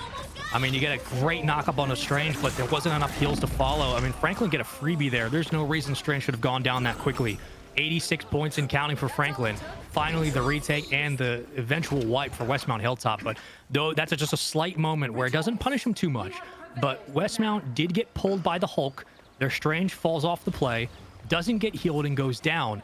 In any other situation against a better team, against a stronger series, that could be one of those plays that come back to bite you. But so far, they kind of stall out, they take advantage of the team fight, and they get their first points on the board. You only have one ultimate left to go here for Franklin, so they're going to bring maybe that one back with another fastball and see if that does persist. Dylan is now the main frontliner, staying off of it. Now, man, you actually see your Moon Knight go down just as quickly. So Jackson is going to be going and doing the Jackson slide with the Jackson 5. Again, you don't want to have your strategist have to go into the meaty midst of a mighty Hulk, but still, they're actually doing fantastic work for Mateo. He has to escape. Yeah, patty cake right there. Just like you're absolutely right. You don't want to take that 101, but if you're going to, it's back to season 1.5. Patty cake all the way down. You got a little bit of the zone clear again from the Moon Knight. Extra damage, unfortunately, could not extend to Hill, and Franklin will take advantage. So this is another instance where once more it is just kind of that opening break and really the tempo change. It's not that the rosters are too different or too uneven between these two teams. It's just play style, which is a very loose term, kind of an umbrella term that we can apply to many different aspects of the game plan. But the play style of Franklin was much more favorable to their setup than what Westmont Hilltop had to rely on for retake alone. Like their retake was very reliant on team fight wipe, then into investing our ults defensively. Franklin kind of bulldozed their way through those fights, which is very reminiscent of what Gateway did. So it's just a separation of maybe it is skill, maybe it is play style, but so far for Franklin, that margin is enough to make the difference. They get the first round, and they got to feel pretty comfortable going into this next one. Seeing a bit of cross-play as well between some of these players in specific to the different esports titles that they play. I believe both Neon Neeks as well as Piggy B also play some Rocket League. So good to see them here on some Marvel rivals. And Westmont Hilltop, got to find a way through. They decided to sacrifice the ultimate off of the Phoenix initially because the Lovers Quarrel was ready to go between them, and then the final stand from off of this Wolverine. Jackson pops it immediately, and they're down to 1 HP. Oh my goodness. We're immediately trying to heal our Cloak and Dagger as well as the Moon Knight. This is an investment for Team Fight 1. This is the opening round. We want to make sure we keep our punches up, which fair play. But you have to secure the backline as well and isolate Magneto. Does get the stun out. Nicely done by Luna to sustain some point. And again, back to these kind of 1v2 situation where you're able to peel that tank and then trap. That's the best way to secure a dive. And this has been pretty easy retakes from Franklin. Credit where credit's due to Westmont and Hilltop. They did a really nice job of sustaining this opening fight. But since then, their prioritizations on both Hulk and Magneto have not done enough to slow down the tanks, and it's forced things back. It has forced that front line away from spawn. This is Franklin just recognizing that through the chaos, they have a better game plan.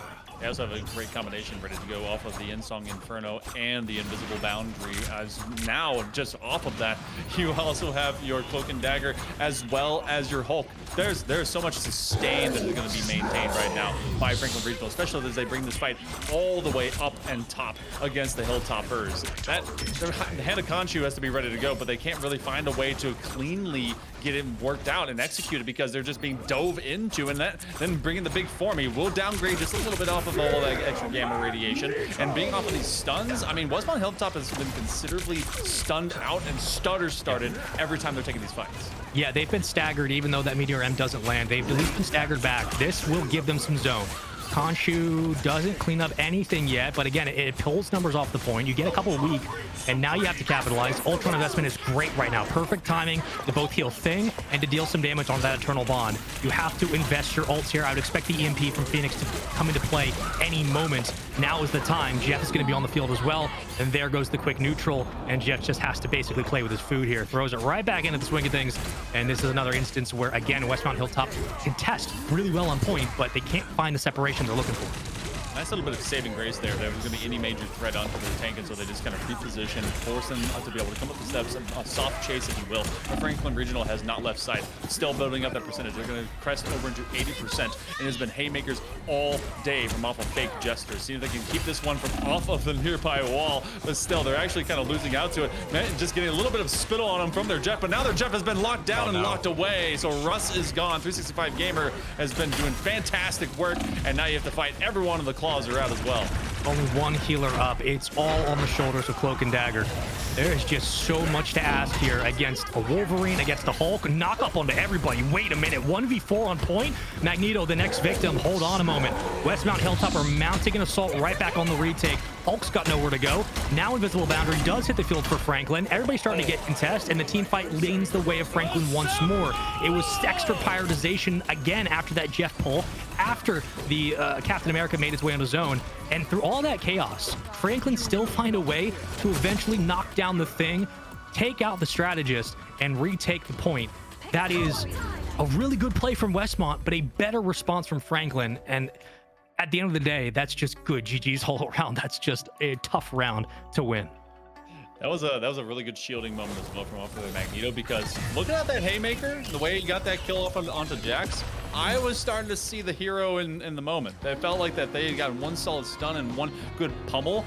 That might have gone sideways. At least to be able to get a couple of big picks, but leaving it up to your Thing is never what you want to do if you're Westmont Hilltop. Staying in the clinch, but eventually getting knocked out. At least here for our first map.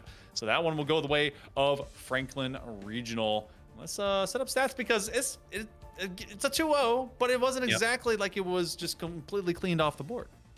I want to look back at that last kind of team fight, specifically where Thing was playing off steps, was taking a 1v3, was able to get a couple of pokes in on Wolverine, backed up, had Jeff behind.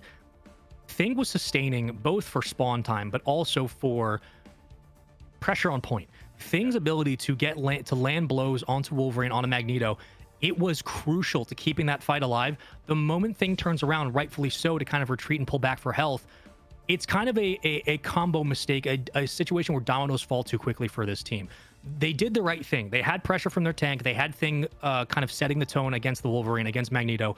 Once he turns around, though, that's when you either need your Jeff or your healer to pull back at range and heal you, or you need to, as a tank, recognize that you've now pulled away from the fight. You have left your backside open and your healer vulnerable, to where Magneto has no reason but to challenge. He has no reason to not go for that Jeff, to go for that healer. So it's one of those, you made the right call in the moment, but in that instance, that's when you either need your strategist or your tank to then recognize that the opportunity that exists, the window that's now here for the defense on point to take you out, is available. And that's where I was waiting for Thing to turn around, either try to block and shield his Jeff, or for Jeff to get out of dodge and then buy a chance to come back and heal the thing. So it's one of those like, oh, they did the right thing, but the following series of events did not go their way because of just small windows where they needed to recognize that they don't have the room they think they have. And again, those are the moments where in the chaos, Franklin recognized that as long as we put ourselves in a position to contest, we're going to find the win because we know what we need to do when things get dicey. That's all they have to do. And it worked for sure. So I'm really excited to see what Hilltop can do going to the next game. I think it's going to be much closer, obviously, than we've had today. But it was just one of those moments where I was waiting for the right play to be made, and they made the right play. But when it came to securing the overall investment on your healer and to making sure that Jeff was okay, you saw Magneto kind of rock up and just peel him away. I'm like, oh, don't do that. No, that's not fair. Just Yeah, slow it's walking tough. your little Yeah. shark puppy. Just Yeah. But also when you're breaking it down to be able to analyze to those kind of micro levels, that means that you're doing something right on the side of the Hilltoppers. Yes. Whenever we're just Again, yes. all right, please execute, see if you'll be able to kind of come together as a squad. When it now is becoming these micro, almost exhaustive perfection moments of just being able to get so much closer and find it in these narrow 2 to 5 second windows. Yes. That means you're doing something right. It's just Yes. it's such a tight pace, a velocity that has to be met, and it's in spurts. So I hope they Yes. walk away with some of that momentum, knowing, okay, we were definitely keeping these longer fights. Now, will it be to those main hero moments? It's going to be another convoy. So they get some extra time to maybe make some of these kind of dogleg hard corner of these funnel moments. They just can't let themselves get caught up into it. Do we know our map? No, we do not know our map yet. I kind of want to see some 2099. I really hope. Oh, as I'd our like that producers- too. Yeah, like Yeah. this one. It's one of my favorite looking maps theme wise. Oh, and look at that! All right, we're going. Saucy producers. Yeah. No, you're absolutely right about that. And to quickly hit on and to kind of round that out with a little extra just non sequitur of like when we looked at, and this is not to pull them through the fire again, but to look at the separations today. When we looked at like Penn Trafford, it was you can't get to the minutia and the instinct game and the secondary and tertiary parts of a team fight if the fundamentals aren't there. When the fundamentals get there, that's the first step, right? So it was for Penn Trafford, it was fundamentally the structure of the team fights, the composition of the way they're taking these engagements is off. If you fix that, we can get into the deeper stuff. We can get to the forest through the trees. When it comes to the weeds of what we were seeing from Westmont, Hilltop, and Franklin, it very much was fundamentals are correct. Their team fights, their setups, their engagements are going well. Then it comes down to, okay, those small decisions that happen in between those gaps, that's both instinct and repetition from that's reflexes from scrims and practice. So they'll get there. That is one of those moments where, oh, I should have done that. I know that now, one, the more I play, and two, the more this feels like I can just naturally let my instinct take over. I know I need to do this in this team fight. I know I need to do this when I'm in this position. That comes with reps. That comes with just diving deeper into the game. But that is one of those things where you only get to those specific micro adjustments once you've got the fundamentals down, because then you can start building up the rest of the house. You can build up the windows and the chandelier and the stairs. You got to get the house there first before you do everything else. So both these teams have foundation. When it came down to the interior design, Franklin Regional were a little bit ahead of their counterparts. So it'll be fun to see on Convoy, again, a game mode that favors both sides getting a chance to swing a bat. It'll be fun to see if Westmont and Hilltop can slow this game down and kind of focus more on the individual play. And this is also a big turning point as well for the Panthers, because if the Panthers do find this match, they go to even 500 and they bring Westmont Hilltop down to 2-2 with them. Like you had mentioned, there's a lot of fluidity in these mid ranks, and we've seen actually a few state champions come through at this midpoint of the rankings. So really telling point, especially at this downhill slide of the season, where all this is going to go. Now, considering that to our first position of domination, that we saw both sides flex a Wolverine, considering what 2099 is, do both sides kind of say no Wolverine? Do we see that as a priority of get rid of this clawed man? What do we do there?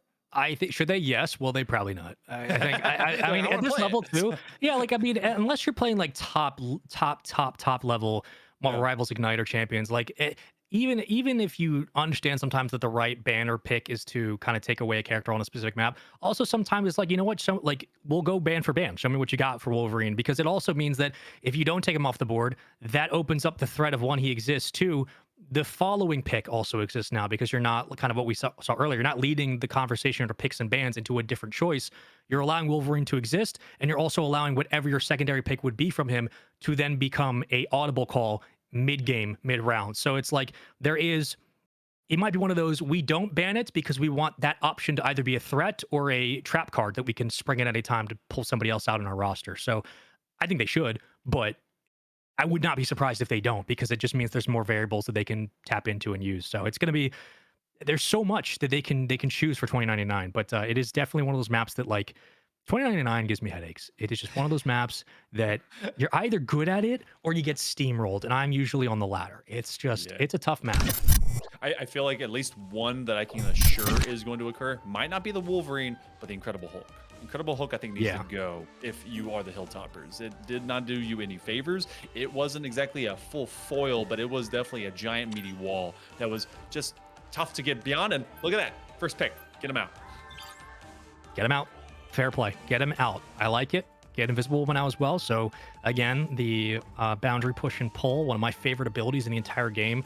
So good for creating space. So good for anti-flank, anti-gank. Not going to be a factor here.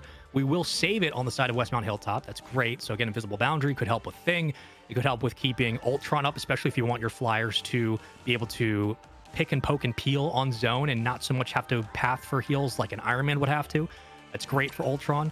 Thor, we haven't seen too much in like the last season, but Thor used to be one of the biggest first calls as a tank to set the tempo up front against Magneto. So I think this is also going to be a pretty deep spot if Westmont Hilltop do want to jump in. There goes Wolverine. So already they're like, we don't want to deal with it. You can go to your pocket pick, your second choice, whatever it is. We're not dealing with Wolverine. Fair play. Franklin have some choices here up 1-0 in this series, and we'll see what they elect to ban out, because it could really dispel the rest of the tail of the tape for Westmont. This is a very I don't want to be uncomfortable type of situation from the Hilltoppers. They got rid of what was just basically crudely getting into their backline all the time. So they make sure that the Wolverine and that Incredible Hulk go, and they keep fake Jester's love of his life, making sure the Thing does stick around. And those were actually the first two in composite between the Winter Soldier and the Iron Man of bans by Franklin Regional in the previous stead. Making sure that the Spider-Man, that's actually a great call. If you don't want to get kidnapped in either which way, having to go into 2099, don't have the Beast with the adamantium claws, and don't have the kid from Brooklyn. Good call. Hulk doesn't give you much of a kidnap. He does give you a Spider-Man. yeah. Like I was looking specifically at the Hulk and be like, okay, where does this lineup potentially lead to kidnap potential? You're right, like Spider-Man out, Wolverine out, Angela for sure out. Hulk gives you some, but not a whole lot. So it's like there is still kidnap availability on the field, but it is not as aggressive and as overwhelming as obviously the Wolverine, the Ultron being saved, the Thing being saved. So far, it looks like these are very standard, like protecting Invisible Woman for Franklin, protecting your, Phoenix. There's nothing too surprising about this. I think the more interesting bans came out of Westmont Hilltop. They continue to not utilize one of their main bans. Maybe something just kind of staying away from the side of the Hilltoppers. Tactical. Just tactical bait, as you've called it. It's all within the playbook, keeping it around. Bait. But as much as they got rid of the Iron Man for the Hilltoppers, Iron Man very much exists on the side of Jax, who was that Wolverine. So maybe a player to watch and big plays to go alongside Neon Neeks, as they're going to be doing this from a top-down approach and having 365 as well as Mateo deal with everything from the ground. And this, especially on this map, for Iron Man, you're going to have to path to heals more independently than other DPSs, specifically because one, that Omni Beam is so good. We know how good it is. You're gonna have to play low to the heals to make sure obviously that you can keep just launching that Omni Beam into the tank. But Iron Man has really great chase down as well. Like obviously maneuverability is part of his scheme, but the Omni Beam into rockets, into power up, into that extra damaged propulsion shot. As a strategist, one of your big takeaways when you have an Iron Man on your team is you can do all that damage, you can do so much with that Omni Beam, but I can't always be on your pocket to heal you, and you need to make sure you have your paths set up for when you need to get heals and get out, because he kind of is a win con even at this level, even at stages where that Omni Beam can be neutralized against like an Ultron or even a Phoenix. Iron Man can be the difference maker. So if we see that heavy investment against these fights in the air, once you get a pick or two, if I'm Iron Man, I'm dipping out, getting heals, making sure I stay close to the ground on my healers, because if you get picked off, that is so much damage off the board. really is. And I wonder if we're going to see Jax at all flex between this as well as having a Star Lord at any point. Yeah. I bet they're a big player on that. But we go into our first checkpoint, or at least our first choke point right now, as Franklin Regional will be onto this attack and trying to be able to push the issue against the Hilltoppers. Again, it's the main mans of Mateo that's going to be ready for the throws for these haymakers, getting rid of that Unk. None of that redirect nonsense. We actually do have a Thor on the field. They've been trying to empower that particular Vanguard. Feels like every single update is like, can we make people actually want to pick Thor?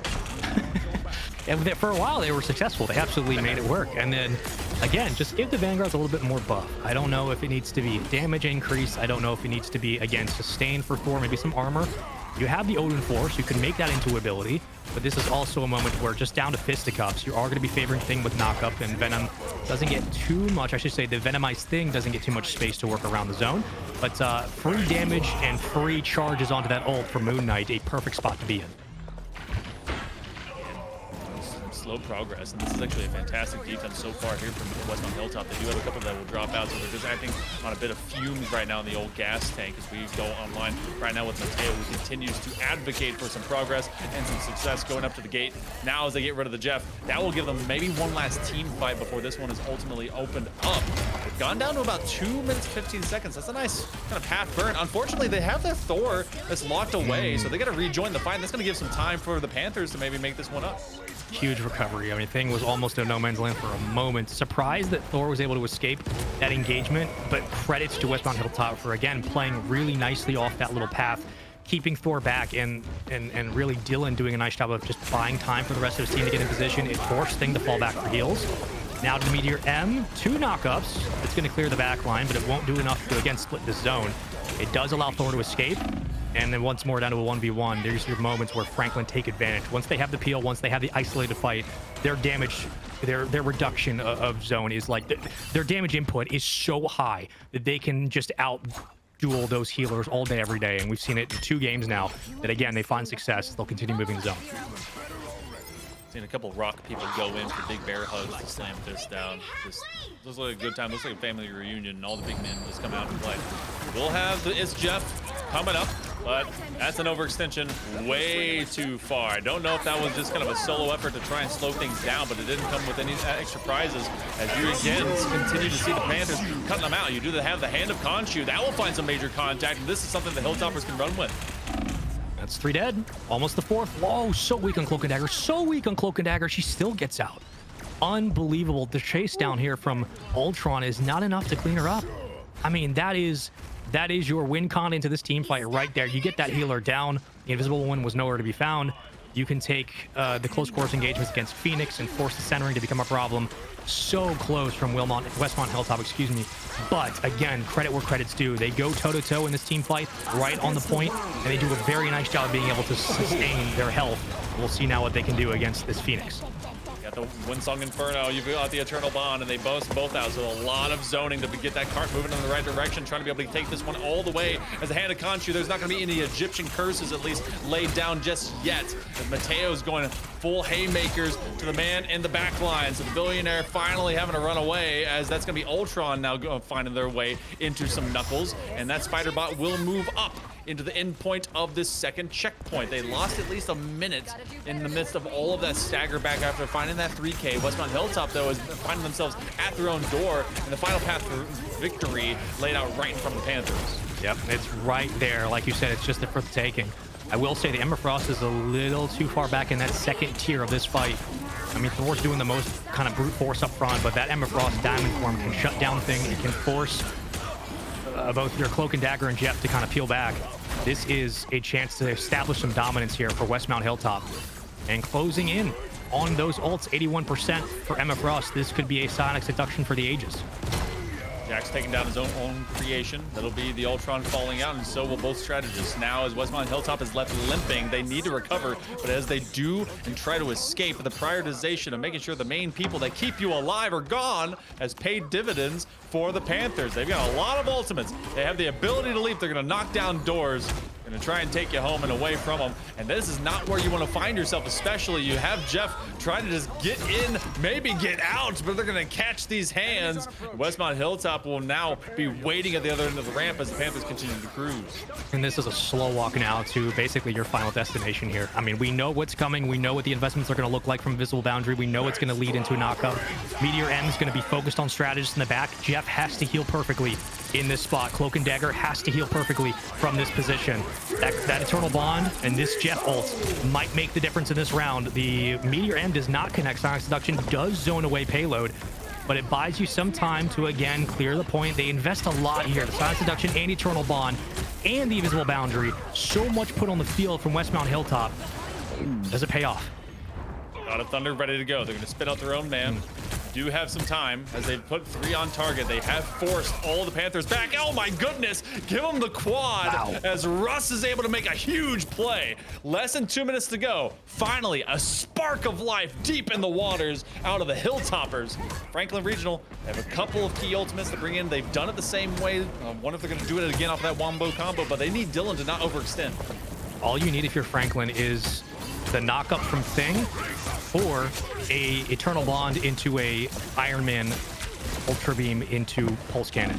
It was a beautiful, beautiful stop from Westmont Hilltop. A perfect, flawless investment from Jeff. Now you get a couple of win cons here for Franklin. It just comes down to converting. But so far, the boys in blue are holding. They're holding this front line really well. Hold it for another minute and 15. 75 seconds will feel like an eternity. But Franklin Regional, they're feeling it slip so much quicker. Got to play to that front line. Fake has moved over. Now to just stay under this Emma Frost thighs will save lives in this moment. They're going to also have a big ultimate to combine with it. That Insong Inferno now comes up, especially with the Eternal Bond as well. They're going to back away, play off of this hard wall concept, but now you're getting bled to death. Only 100 HP left to go as they go diamond form just to mitigate. Hilltoppers will have that spawn priority and that advantage, but they've got to quickly get to the bot because this ramp is becoming very short. Panthers might be able to get this 3rd point. Well, Iron Man just has to go hunting. Like we've seen, there's been another big play on the back line. Here comes the Pulse Charge. Chase down from the Thing. Thor doesn't land for much. Iron Man did get stunned, but again, when it comes to zone clear, it's been all of Franklin in this round. They had to really fight tooth and nail to get to this 3rd tick, but they do get it down to the wire. Knock up, everybody weak, all red in the kill feed. Goodbye, thanks for challenging. That is a full cap onto point. Franklin invests their ults late into the round, and it pays off for a 3-0 lead going to the next side. There's a lot of players and a lot of teams that would see that previous staggered out from that team fight that we saw, not only from the Jeff quad, mind you, but then when they tried to re-engage from the on the side of the Panthers and seeing themselves stuttered, they then invested the Inferno Windsong and Insong Inferno and just being able to bring that back to sight with the Eternal Bond. That was that key linchpin to then not panic. It was like the man with the flag out in the field saying, everyone follow me. They kept themselves calm, and then the Hilltoppers began to recede, and they really weren't able to recover from that stagger. So now, Hilltoppers, they got on the attack. I already see them with a Namor, and Namor is pretty cool in this match. I'm really more impressed with Hilltop's resiliency, especially when they've kind of bend but not broken. They have really been tested, especially when it comes to their opening fight, their adjustments between strategist positioning and their duelists getting back circled into blocking for tanks, also peeling away damage from keeping their strategists alive. Line of sight has been a big factor for teams today. We saw it earlier with Strange doing a good job of peeling that away. This has been Westmont Hilltop backs against the wall, handling that pressure really, really effectively. And that's credits to both Dylan, it's credits to your Emma Frost for sure, but it's credit to the heals. I mean, it cannot be understated how important the heals have been for that last engagement, that last contest, even though it got drawn out into the 3rd side. This is a chance on offense to show us what you showed us on defense. Westmont Hilltop have shown that they can go toe-to-toe against a high-powered offense, and we'll see if they can do it on their side, but the heals have been showing up, and that's really all you need. Try to poke up with them more is something that just can play so well, and they're also going to be using that off of Lennon, who has now done a role change. They've gone away from strategists. They were the Ultron a little bit before, but they're on the Black Panther, so they're going to be roaming, they're going to be hunting, and we see with JoJo what kind of tactics and just straight up damage can they throw while the rest of their team is providing some mitigation. It's flying under, again, this initial choke point directly underneath the bridge. It's thing on thing, one detective, one just a beach goer, throwing these rocks right at one another to see if they can get this cart moving again. Gonna do a nice job again of shoving. All you have to do just up front, just continue to shove. Everybody else gets to do their job, isolating some of those pokes on that back strategist. And one will fall. Black Panther out of the equation. Thing as well. And the offense starts to crumble just a little bit, but we've seen this before time and time again. The opening contests on P1 do really favor the damage output that Franklin have. Cosmic Yarn is a bit of an interesting choice here. It is very much a last-ditch effort, a last resort, if you will, to keep numbers up, but I don't know if it really led to much, as again, a lot of time on the clock, and they don't get much from that. You have the Clobber time ready to go. The Ensong Inferno can be such a great combination from off of that. So Franklin Regional has another team fight that possibly is already in the books for him to be won. You also have your Vanguard, who's very much stuck. You don't want them going down, but that's exactly what's going to happen. So it's Clobber time. They're going to be laying things down. Ensong Inferno, the quick wombo combo, and it's paying dividends. You still got to cap the point. I know you got a lot of time on the clock. It's still a lot to be proud of for Westmont Hilltop. Resiliency can take you far, but you still have to cap. You got 2 minutes on the board. You got 4 ults to work against. Surely they know there's going to be investment soon. Again, you need your Emma to kind of create some cadence up front, and you need those heals to back her up. This is where Emma Frost needs to be an X factor in this game, no pun intended. She has to make an impact. What they do best, just to slowly dance along, get the Queen's aura to move with them, but they also have to find some damage, and that has been so tough to do. 4 big and stun. See if they can actuate from off of that. The Horn of Proteus would have been fantastic in that moment, but everyone is being bled dry. You're going to have to go into the full cocoon and make sure that the waters will recede, but in the same vein, Dylan goes down. So you're losing another medium mighty mitt. Franklin Panthers might be able to hold this one for much longer. They have less than 90 seconds to go before this one's going to be a straight 3-0. Well, the pulse isn't really going to catch much. It does get your Emma Frost out, but it doesn't do a whole lot to reestablish this team fight. So if you're Westmont Hilltop, you'll take that all day, every day. You keep your squids up with your Namor. You have your Sonic Seduction. Black Panther's going to invest. I think now is the time to, I mean, there's really no choice, to get Jeff towards the back line, then follow up with the Namor ult, then try to push that Sonic Seduction to pull everybody in and take advantage of the damage that the squids could give out. This is your opportunity for Westmont Hilltop to push this payload forward. Silent Seduction is up, so they're just trying to keep that one on the card. They eventually do force Mateo to just go to a back alleyway, and he didn't want to make a deal back there, so they do find it in the form of a fist. Franklin Panthers seeing the chase down occur. They're finally moving this one along. I think they might still have to face off into a team fight for this final gateway push if they want to get this checkpoint, but they might have just enough momentum. They actually are getting back capped. There is no progress happening right now. Everyone is overextended from the Hilltoppers. Franklin Panthers were able to pause this for all of a second, but that's also because your Magneto was just lurking around. Nice plays all the way around. Good recognition. When we talked about in the last game, little moments where the tertiary fights and the decisions have to be enough to be able to overwhelm the team fight to get you back into the swing of things. These are the moments we're talking about. Beautiful diamond hands on point. Here comes Jeff. A nice recovery and reroute from Westmont Hilltop onto zone. Can they close out this first tick? Jeff's to grab a couple, throws back out his teammates, and back into the team fight we go.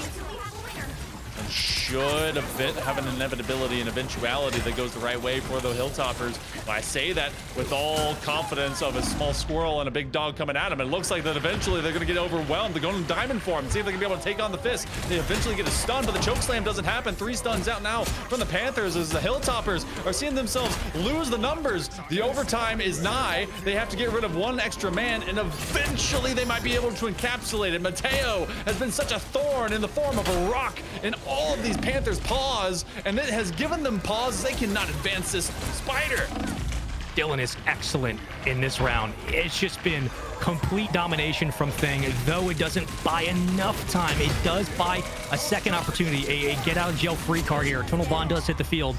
The Thing was doing so much to keep this round alive. Wow. In the end, it comes down to the clock. Westmont Hilltop could not clear point. Franklin could contest Thing v Thing. We're going to go blow for blow. At the end of the day, brute offense does often win out against better heals. In the end, it's Westmont Hilltop who came so close to getting this game extended and sending us to the next round. But Franklin do take it 2-0 at the end of that defense. And this was really just a testament to, again, the bend don't break mentality that the defense of Westmont Hilltop had in round 1. Franklin had the same result. They eventually bought themselves an opportunity, a window to win. They found it, and credits to both tanks on both sides. They played phenomenal. You know, we get to be wholesale focused on what we saw from Adam Mateo. We really did the ride along alongside those tanks, but like quietly, just like what we got to see with the Magic a little bit ago, going like what 19-0, 42-7 ain't bad out of Jax. They were definitely a standout when it was in game number 1, game number 2, no less. But it feels like all the features end up to the sky, and that's the job that they're supposed to be doing. Same thing for just keeping the team in such good lockstep control, especially as the thing that has to basically receive so much damage from so many sources and face it with a mighty grin and just staying in. So job well done for the Panthers. They will go exactly what we were talking about before, 2-2. Both these teams actually at the same rocker, and that means that they're slowly edging their way up. 2 more weeks to go. They might even be able to see themselves above even 500. And I think this is still there are losses that hurt. There are losses that are a wash. We've seen that earlier today.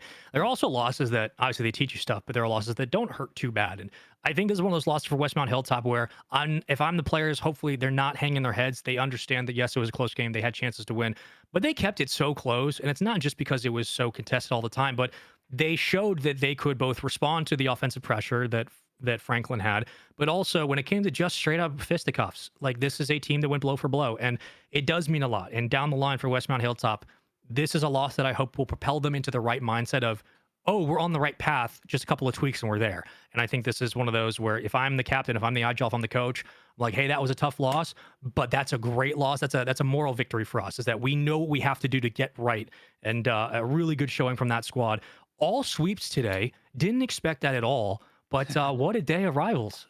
Yeah, got to see a little bit of it today. And of course, there is actually still more that's happening when it comes to TEC overall as well. PIEA, the high schoolers are getting the job done along with that homework. They're trying to prep for all Halloween. But on TEC, we present a lot of Waynesburg as well as St. Francis. So if you want to see the collegiate side of some esports, check it out in the evenings. That's what's going to be happening here as well as on the Esport Company channel. So you can see it anywhere you see PIEA as well as that main channel. You'll be able to find some awesome esports. They do several different leagues. I think they got NECC, that ECAC. If it has a C, the collegiate side is pretty much doing it. So make sure to check that out. And I think this one is the end point for PIEA, at least this week, because we'll be going back around the bend to next Monday, just after we set our clocks back, by the way. Don't forget, daylight savings is now going to be over on Sunday. So, yeah. That's right.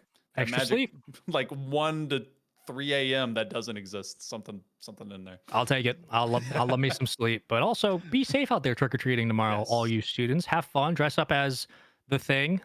You got Marvel characters to choose from. Dress up as an Octane if you're weird like that. Go get a little Rocket League action in there. Let's go crazy. Yeah, I think I'm going to dress up as like an inflatable frog. I feel like that's the vibe. I like that. Yeah, like big, that, you know? big old frog. So spawn with me, my Kermits. But thank you so much to all of our awesome production as well, that being our faces in your spaces by our awesome producer in the form of Caddy. He did a great job. Yeah. Spaceman, I dreamed about being in a booth with you one time, man. It was a great time with you. Always a pleasure. Hope we get to do more rivals in the future, and always fun chopping it up about one of the most entertaining games to watch in the esports circuit. So again, everybody who competes at tier 3, tier 2, collegiate level, scholastic level, high school students, athletes, whatever it is, continue to support your local esports scene, because with you, these events are possible. Very much is. Hey, but for right now, prep for the evening time. Go get some awesome dinner, do your homework, and have a great time. I'm Hail Monkey Man. That is Spaceman. You are a great man, woman, any man out there, and y'all have a great night.